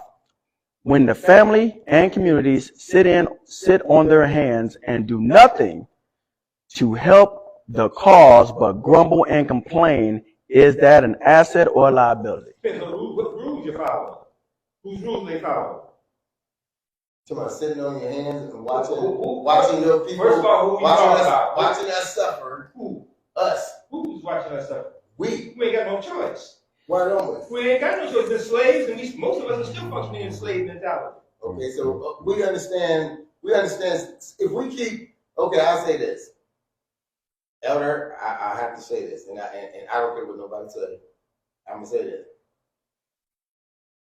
You are an example of hope because you came from you was in an era before my time that went through something probably more tragic than I went through. You went through the civil rights movement. And yes, I can sit back here and say that nothing has changed because I can look at it and see there's a lot of things that haven't changed. And I can see the mental health issue. I can see a lot of things. But one thing I can see, I see small pockets of individuals, brothers and sisters, saying, I am going to do better. And they trying to raise their children better. They're trying to feed their children better. They're trying to feed themselves better. They're trying to do because it does, because that's an asset. Because they understand the liability. They understand the liability is staying stuck where you at. We have to advance ourselves because no one else is going to advance us. We know this. You mean you got to pick up your torch? You should only have one wife? Who? Are you saying that we should only have one wife? It depends on what individual feel that way. One individual can talk. So it don't make no difference if you got two or three. As long as he can provide for 5 wives, right? If he can provide for 5 wives, if those wives agree on it, I can't tell that man. I cannot tell that man how he should move. I go for that. As long as they agree with that, I go for that. You know. If it works for them, it's hard to deal with one woman. If he can deal with 5, I'll take my hat off to him. I'll go for that. I'm just saying, but that can be an asset if all of them work together. Have to. If they don't work together, then it's a liability. It's a problem. Exactly. So it's a liability. Right. So what I'm saying, to get back to the liability and asset, because I want the community to understand the understanding. What is an asset and what is a liability for all the things we're dealing with? Right. Depends on who and what. And we are dealing with a lot of things that has been a liability for so long because of our mindset. Our mindset has kept us. There's only one major liability that we have. Who? Being us.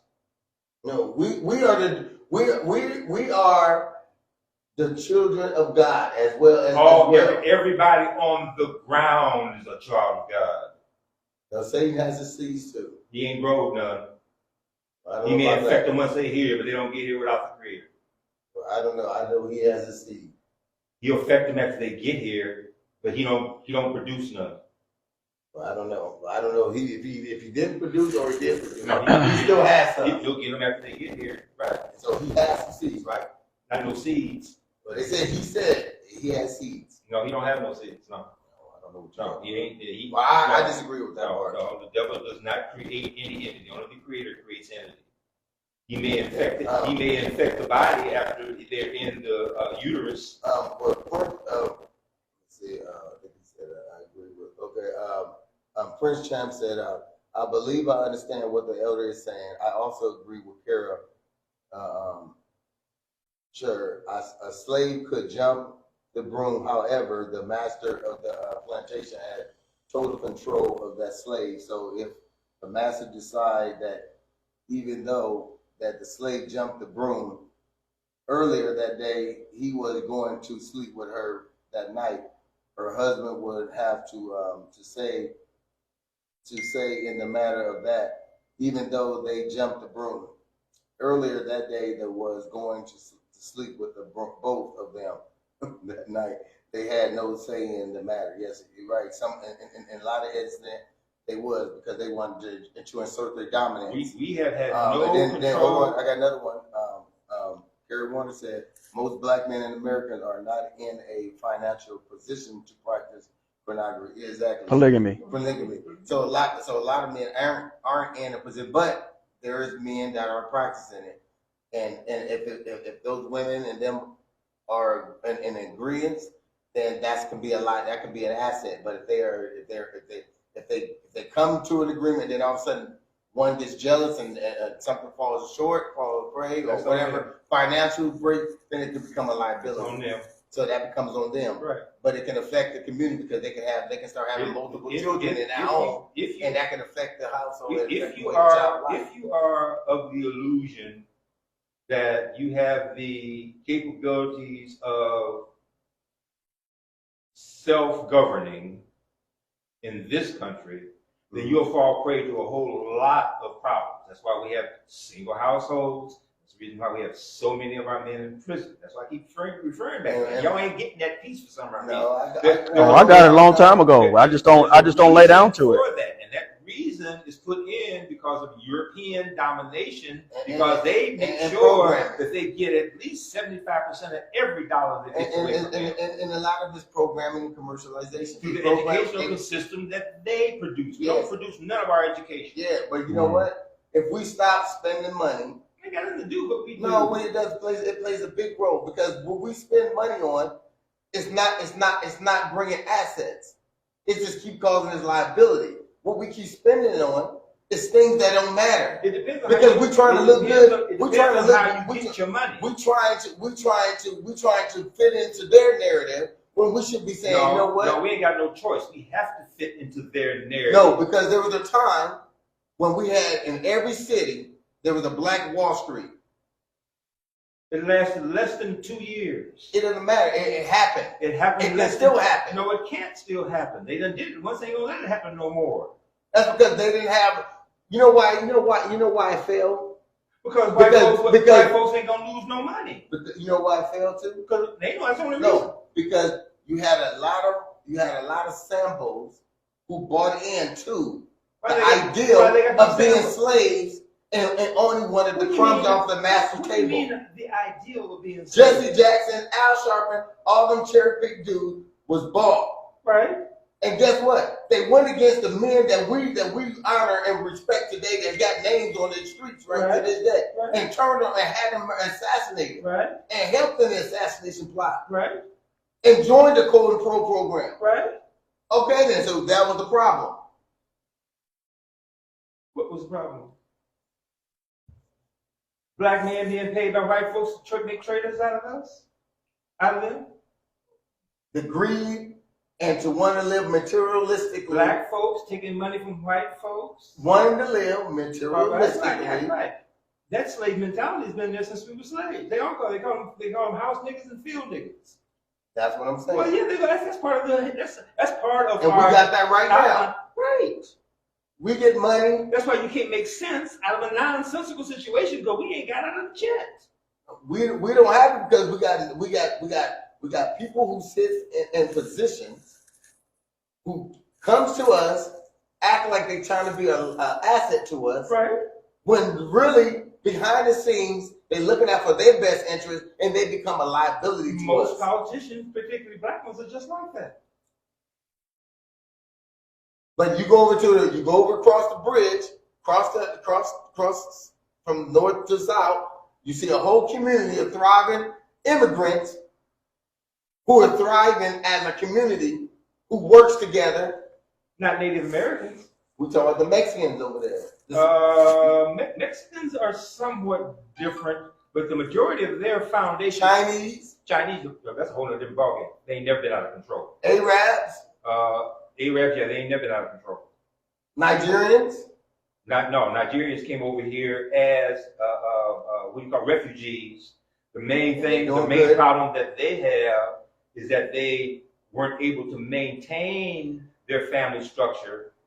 And that main reason was because the women came over. When they came over here, the women mostly all got jobs. And because they were black, the males didn't. And alcohol destroyed them. That's the majority of their problems. Okay, well, here's another. Need me to read it? They burned and bombed Black Wall Street. Yes, we know that. It's inevitable not to understand. Yeah, they burned and bombed, but guess All what? the, But guess all what? the major If cities leaders, that black people did, but- they burned the but bomb. They don't talk yeah, about that. Philadelphia, they Florida. bombed a All lot of of them cities. they did. Mississippi, they did a lot of, a lot of people don't know that, but but the thing is, there was not enough unity amongst us to stand and to protect and to create security. Well, they gonna use bow and arrows. When you allow anything to come in and you allow them to breach your security, you always gonna become a victim because nobody. So you first thing you have to do is establish security. You ain't got no security. When the Black Panther Party was going, They destroyed them. They know how they destroyed them. They killed them. What did they destroy them? What was the first assault on the Black Panther They Party? killed Huey Newton. They created They killed another Black Panther Party They and killed started Huey doing Newton. stuff. They started to be doing stuff and then making it seem like it was the Black Panther Party. They killed Huey Newton. No, what was they doing before they killed Huey Newton? Figured out how to kill Huey Newton. But they created another Black Panther Party. Am I right?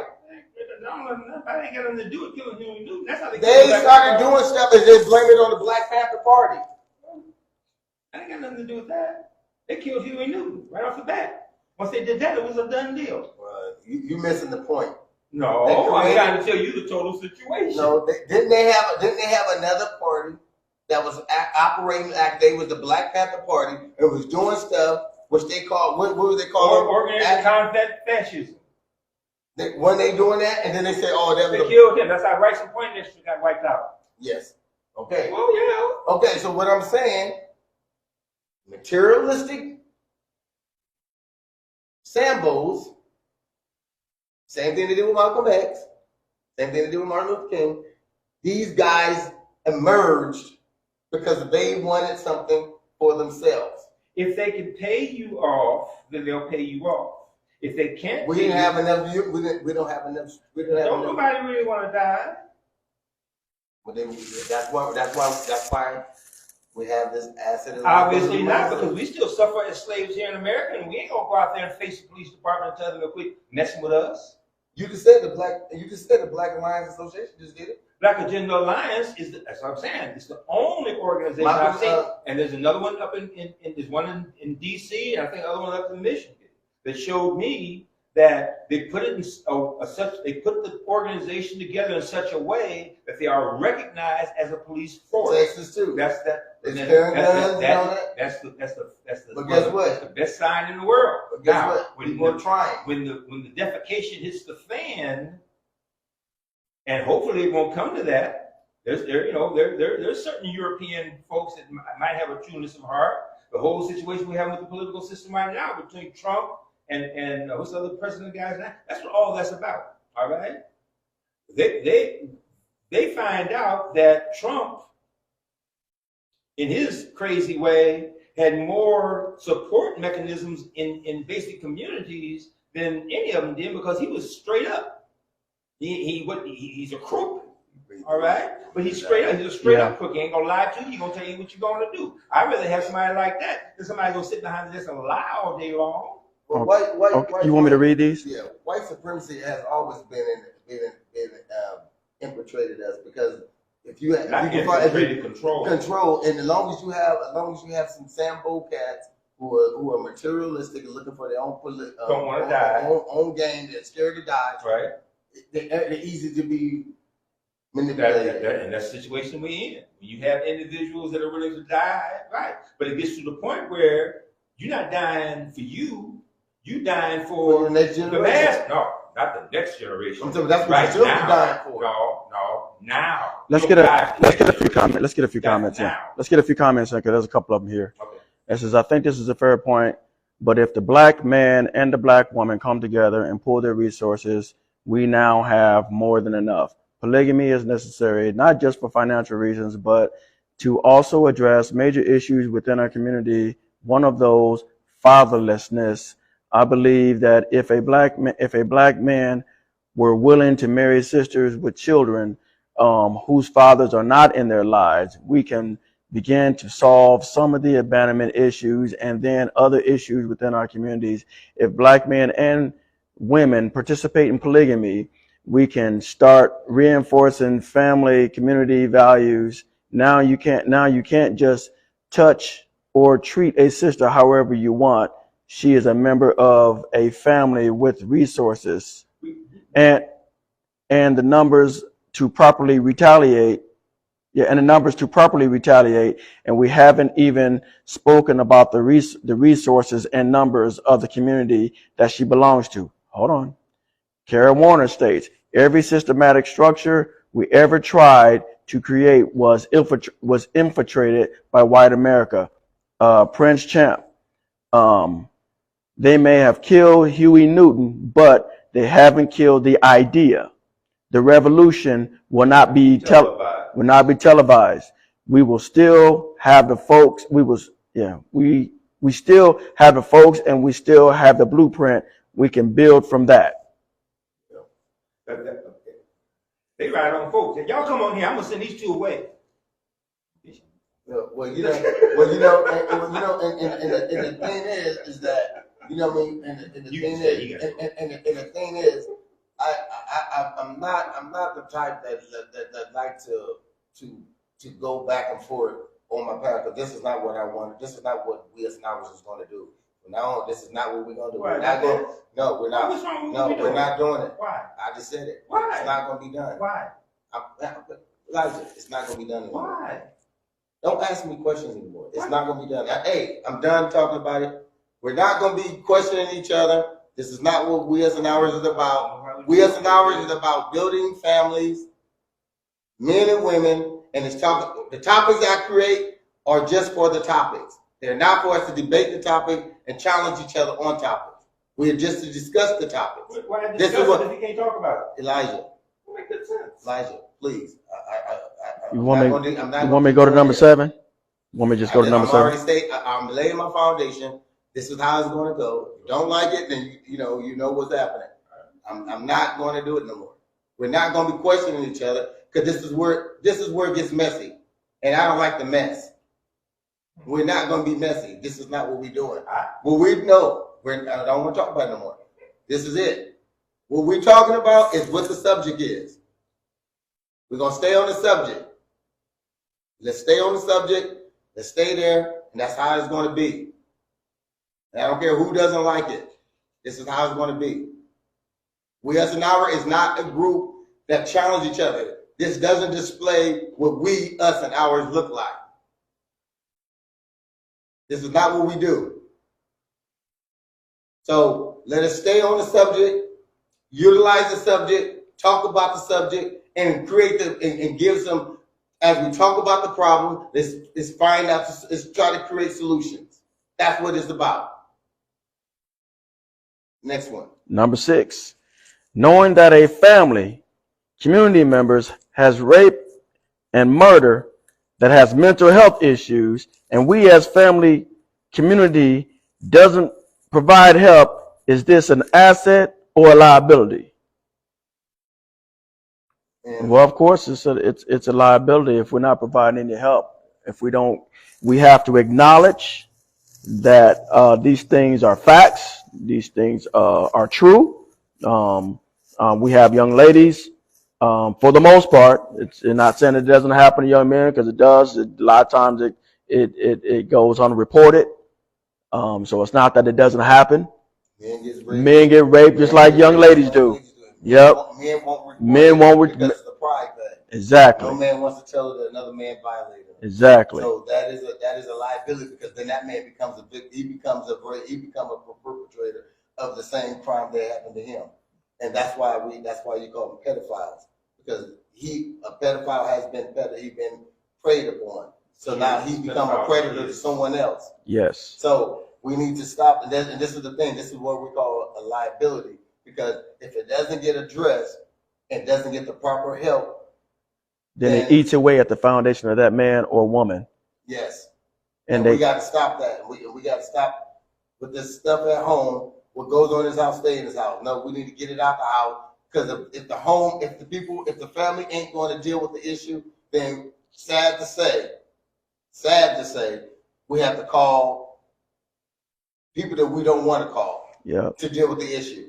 And to add to that, a lot of times what ends up happening is that it causes breakups in the family. So where children don't want to see their mom ever again, or men that don't want to see their dads ever again, and maybe it's not come around the family anymore. Or you're right, because they don't. You know, It doesn't want to be talked about. They don't want to run into that individual. Exactly, because it's something that was never talked about, never dealt with properly. They were never given a voice. Yeah. So when they were, or if they did say something, they were told that they were lying, weren't telling the truth. Yeah. So and that was if it was a young lady saying that her new mama's boyfriend came in her room in the middle of the night, and instead of accepting that as a truth, or even investigating to determine whether or not it's a truth, because yeah, children do lie, but not all the time. Okay, you got to know your children. You got to know if it holds water or not. But to just tell them straight off the bat that they lying, that's a liability, because now you're not allowing them to have a voice. So if you don't allow them to have a voice in that area, then in their minds, if I don't have a voice in this area, then if something else happens, I'm not going to say anything, because they're going to assume that they don't have a voice in another area and another area. So therefore now it becomes kind of somewhat of an epidemic in that child's mind or in that child's life, not having a voice. Yes. That's the liability that you were talking about. Yeah, those are the things that's been hurting us for a long period of time. And you know, rape comes in many ways. And rape ain't always just a physical matter. It is how we communicate with one another. We can rape each other from the ideas that we try to put in place. Right. And we can rape each other through how we inject certain things upon each other. Right. There's how when someone don't believe in your faith, and then they try to tell you your faith is wrong, that's you raping somebody for what they believe. That's helping them mature or keep them from hurting you or hurting somebody. If that religion or that faith of theirs is helping them become a better person, how can you or anybody say that that it holds no value? It's not right. Right. So we need to be careful on what we do and how we do things with each other. And that's why I would say that we're not here to debate amongst each other. I don't want to seem like I'm going against my elder or going against anybody here, or I'm just trying to be dominant. This is not what We Us and Ours is about. And I want to make sure I make that. I want to stress that we're not about challenging each other. That looks tacky. We're not tacky. Regardless if we feel it's good for camera, it's not. We're here to discuss, come up with ideals, come up with solutions, talk about them, help other people see what they maybe never saw, or maybe look through a peephole but didn't actually see the bigger picture with it. Ain't looking out, didn't see the bigger picture. This is what the We Us and Ours is about. This is what that's what we was governing about. This is what we set the precedent for. This is all I'm saying. I don't disagree with all the things you're saying, my beloved elder, because I look up to you. But this is not the day. I want to hear us challenging each other, because it's not conducive to the health or the growth of everybody. I don't want to have to sit there and feel like I'm challenging my elder, who I look up to, who gave me half of my knowledge that I know. And I'm not going to sit here and have this challenge or debate with my elder on some show and make it seem like we're at odds when it's not. I don't want that. This is not what I wanted. This is not what my envision is, and this is not what I don't want to use this is not what we envisioned, because this was not what we was started on. It started from a little girl getting murdered, and We Us and Ours said, you know what? It emerged because the little girl got killed. The community said, you know, we need to stop this. That was a collective ideal. That's why the word "we" came in. And then when we moved forward, it was our decision to do so. And then for us to make the change, it took us. That's how We Us and Ours came. So I want to stick with that premises. Please, let's just do that. And let's, I don't want to debate the subject matter. I just want to just make sure that I keep that clear. But what is your thought on that last subject matter? Can you read that back so you can make sure you heard it? Let's see. Providers with answer to liability. Knowing that a family, community members has rape and murder, and that has mental health issues, and we as family community doesn't provide any help, is this an asset or a liability? It's genocidal. You can't have people that have been oppressed, enslaved, miseducated, and then expect them to live normally.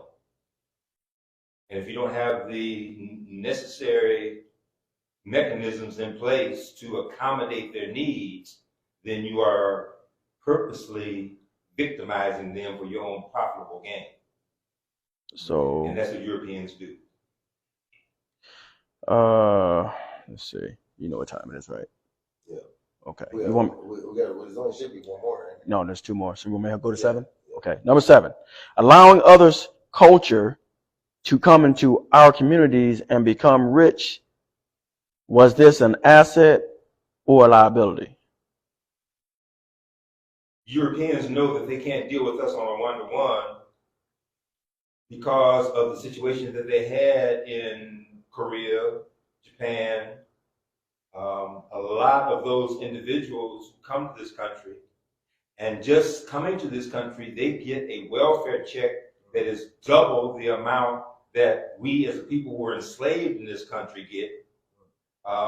They were, even though they are allowed in some cases to live in their areas, they are given, in a lot of cases, no mortgage payment on facilities within our community that have been shut down, i.e. beauty and barber supplies, alcohol stores, and those kinds of things. Once again, to make sure that they still get their money off the top, but make sure that we still suffer on the bottom. So that means that so like all the women that and men who needs hair supplies and because it seems like what we do open up is bars, liquor stores, detailing shops. I'm just saying the most things that you see that we open up. The Asians have come in and they are allowed to implement those businesses with tremendous Resources and money. well, just on the tax base, the tax base on hair and beauty supplies is atrocious because most of that stuff has to be shipped into this country. Right? But they get it. They get it direct. They ship it into them, and because they are willing to work for a lower cost, i.e., how much they are taxed. That's why you like on what's that 72nd Street, the beauty and bar supplies, how they were started by blacks, then all of a sudden Spanish people, Asians take them over. That's all by design. The European structure knows that they are incapable of hoodwinking us anymore. But you don't think that we don't support each other is a prime example of a liability? Because most of the time, like when we do have establishment, like when you had China 22, was there a lot of support? I'm just going off of what. Okay, I'm gonna say one incident that when the other elder, Mr. James, when he told me when he was sitting down writing up the earning, when he was writing the charter program, he said it took him 6, 7 months, 8 months. Which program are you talking about? The charter program that him and the other guy was writing up, and then when they went in to present it, the other person went to the left, and that's why the split came about. I'm not, exactly what the charter program was. I don't remember. What was the program with Ernie and Ben both together? What did the charter program was? I'm not. I know that they had a difficulty, but that was just. I thought that was over their charter program. They said. No! It's when it was on the school. The school board. That school right there on 24th and Hamilton. When they put that piece together. They said it took about 6, 7 months, 8 months, something like that. I was out in the hall, and him and Senator Chambers had a meeting. They agreed. Ernie went into the room, and Ben Gray went into the room, and just double crossed him right off the bat. That's where So that's what I'm talking about, these assets and liability, because Ernie said they wrote on, he said it took them about 6 or 7 months to write that program up. They put it all together. There was some difficulties, and they had a meeting right before the final meeting, and Ben went in. They had an agreement, and Ben went in and double-crossed him out. That's the only time that I saw Senator Chambers almost come to tears. He could not believe that Ben was going to double-cross him like that. And that's one of the problems that we are seeing. And since then, you haven't seen. And since then, Ben Gray has been put in situations, but he's never been identified as a community leader. All right, but he still gets a paycheck for him double-crossing Senator Chambers in that particular incident. And he's not even rich off of it. I can't say what I want to say because I know we all go to jail if I say what I got to say. No, I ain't going to jail. I ain't going to jail. Anyway, What's that last one? number 8. What do we do to become an asset and not a liability to our families and communities? Pimping backwards. Quit who? Quit pimping backwards. Oh. Backward hustling. Mm-hmm. Well, What was your thought? well, I mean, my thought hasn't really changed, as far as, and I kind of agree with what he just said, because we do it to our own families. To me, that's equivalent to crapping in your own backyard. It's like, they say, hey, don't crap where you live at, but people do it. They do it to their neighbors. They do it to their family. They steal from their family. Now, I would say that stealing at all is not good. But but it's like when you do it to those that you supposedly love, that you supposedly care about. When you go and you pawn your child's toys, or you pawn the family TV or whatever. That's a liability. That's not an asset. You're taking food off the table. That's a liability. That's not an asset. So again, that's when you say pimping backwards. Yeah, that's what I understand about it. For Senator Chambers, and if it hadn't been for Senator Chambers, who's the brother who's the seat? Terrell. I know he likes Brother Terrell. Okay. For Senator Chambers to come and say he's going to rerun, and he has to rerun against him, all right, really should let you understand how bad this situation is. And it all has to deal with that airport piece and the amount of money, all right? And so I go back to this part about the Conestoga plan, all right? That whole area at one time, you can go for those of you who type in Conestoga and see what part of the city that comes up in. That whole 16th Street, all the way out to the Mormon Bridge and all of that was a completely different city. Was it Conestoga or Saratoga? He meant Saratoga. Saratoga. I'm sorry, yeah. That whole piece was a plan that the Hebraic community put together that would really have made them a totally separate city. I mentioned again about the piece about Iowa and Council Bluff, how that happened. All that was based upon that. Okay? And that 16th Street corridor is so key, all right, the traffic. And for the brothers to be able to get those dollars based upon that airport kind of thing, they really, I want to say double cross. That was a switcheroo. And they took a serious risk from our two senators. Took a serious risk on putting that piece together. And this community is going to have to physically come to their aid because that airport authority piece is some governmental money that they say is in the millions, but it's more in the billions, right? Because it will reroute everything. It will do a whole new thing and totally affect the money that they got for the 24th Street, that 2 point some million that they got for that. That's chunk change off of that big piece. And that was to, the way that they're looking at it, it will guarantee that we will have a stabilized Black community that will be reimbursed and subsidized for Black businesses at no cost.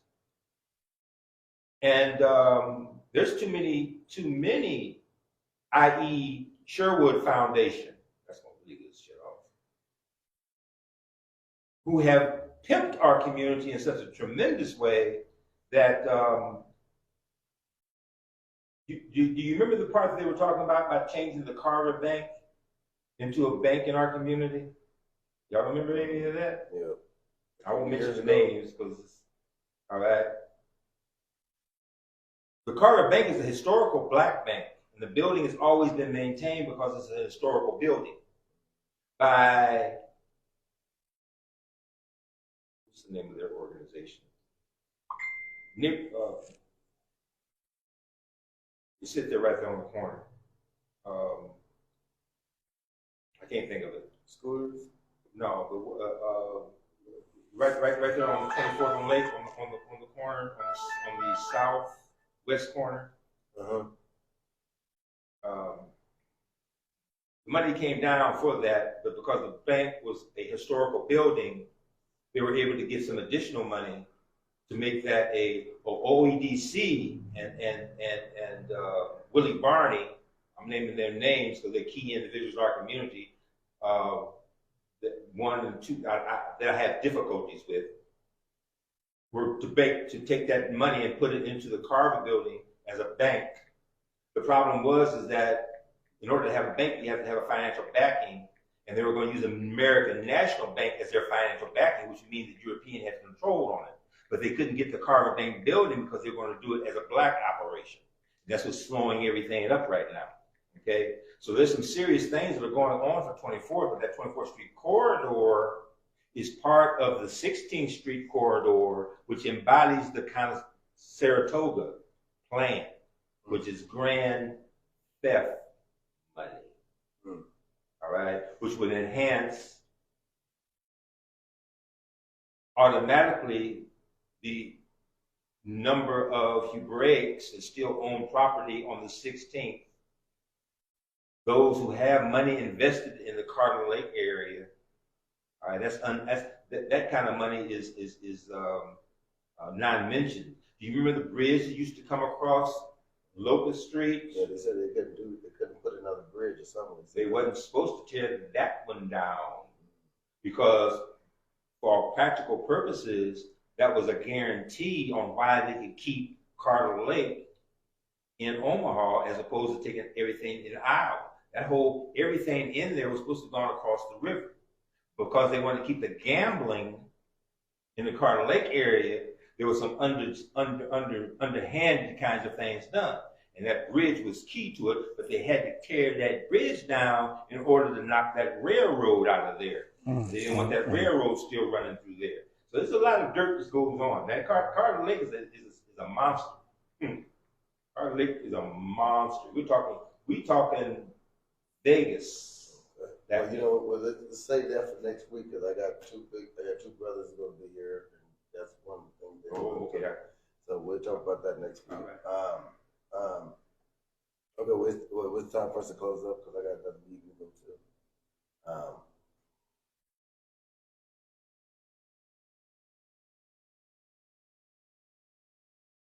to. Okay, we're gonna. Is that time for us to close up? We want everybody to give their final thoughts. To thine own self be true, y'all. Alrighty. In order to be an asset, as I always say, change starts with us rather than a liability. Yeah. And I just want to say that, when it comes to an asset, relationships are one of your greatest assets, as long as you understand how to keep them.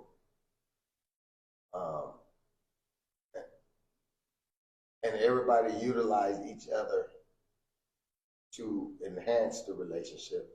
Relationships are not stagnating. They're they're they're they're uh, they're many seeds planted to see something grow and to utilize what has grown to feed everybody. That's what relationships can do. But when you cut the root of the relationship and try to live by self, then what happens is nothing grows and nobody eats. No one no one is getting nurtured. And I just think that we need, as a community, I think we need to understand why relationships are very important and why they're great assets to us. We have to reach one, teach one, save many. I say. Some people say one, but I say save many, because we're in a dire situation. We're in need for change. Elders spoke on a lot of things that he believes that from his time that he hasn't seen no changes. And I believe it's due to the relationships that we have with each other. We can hurt each other in all different ways. You know, if it's physical, financially, or just breaking each other's homes, raping our men and women, children. We kill the relationship right there. We kill the family dynamics. We kill the men and women seeing eye to eye. We're gonna never build nothing on those on that soft foundation. So I just say let's just focus on the relationship and see what we can do to build from. We us and ours, love, life, loyalty. Peace. A rich man's world.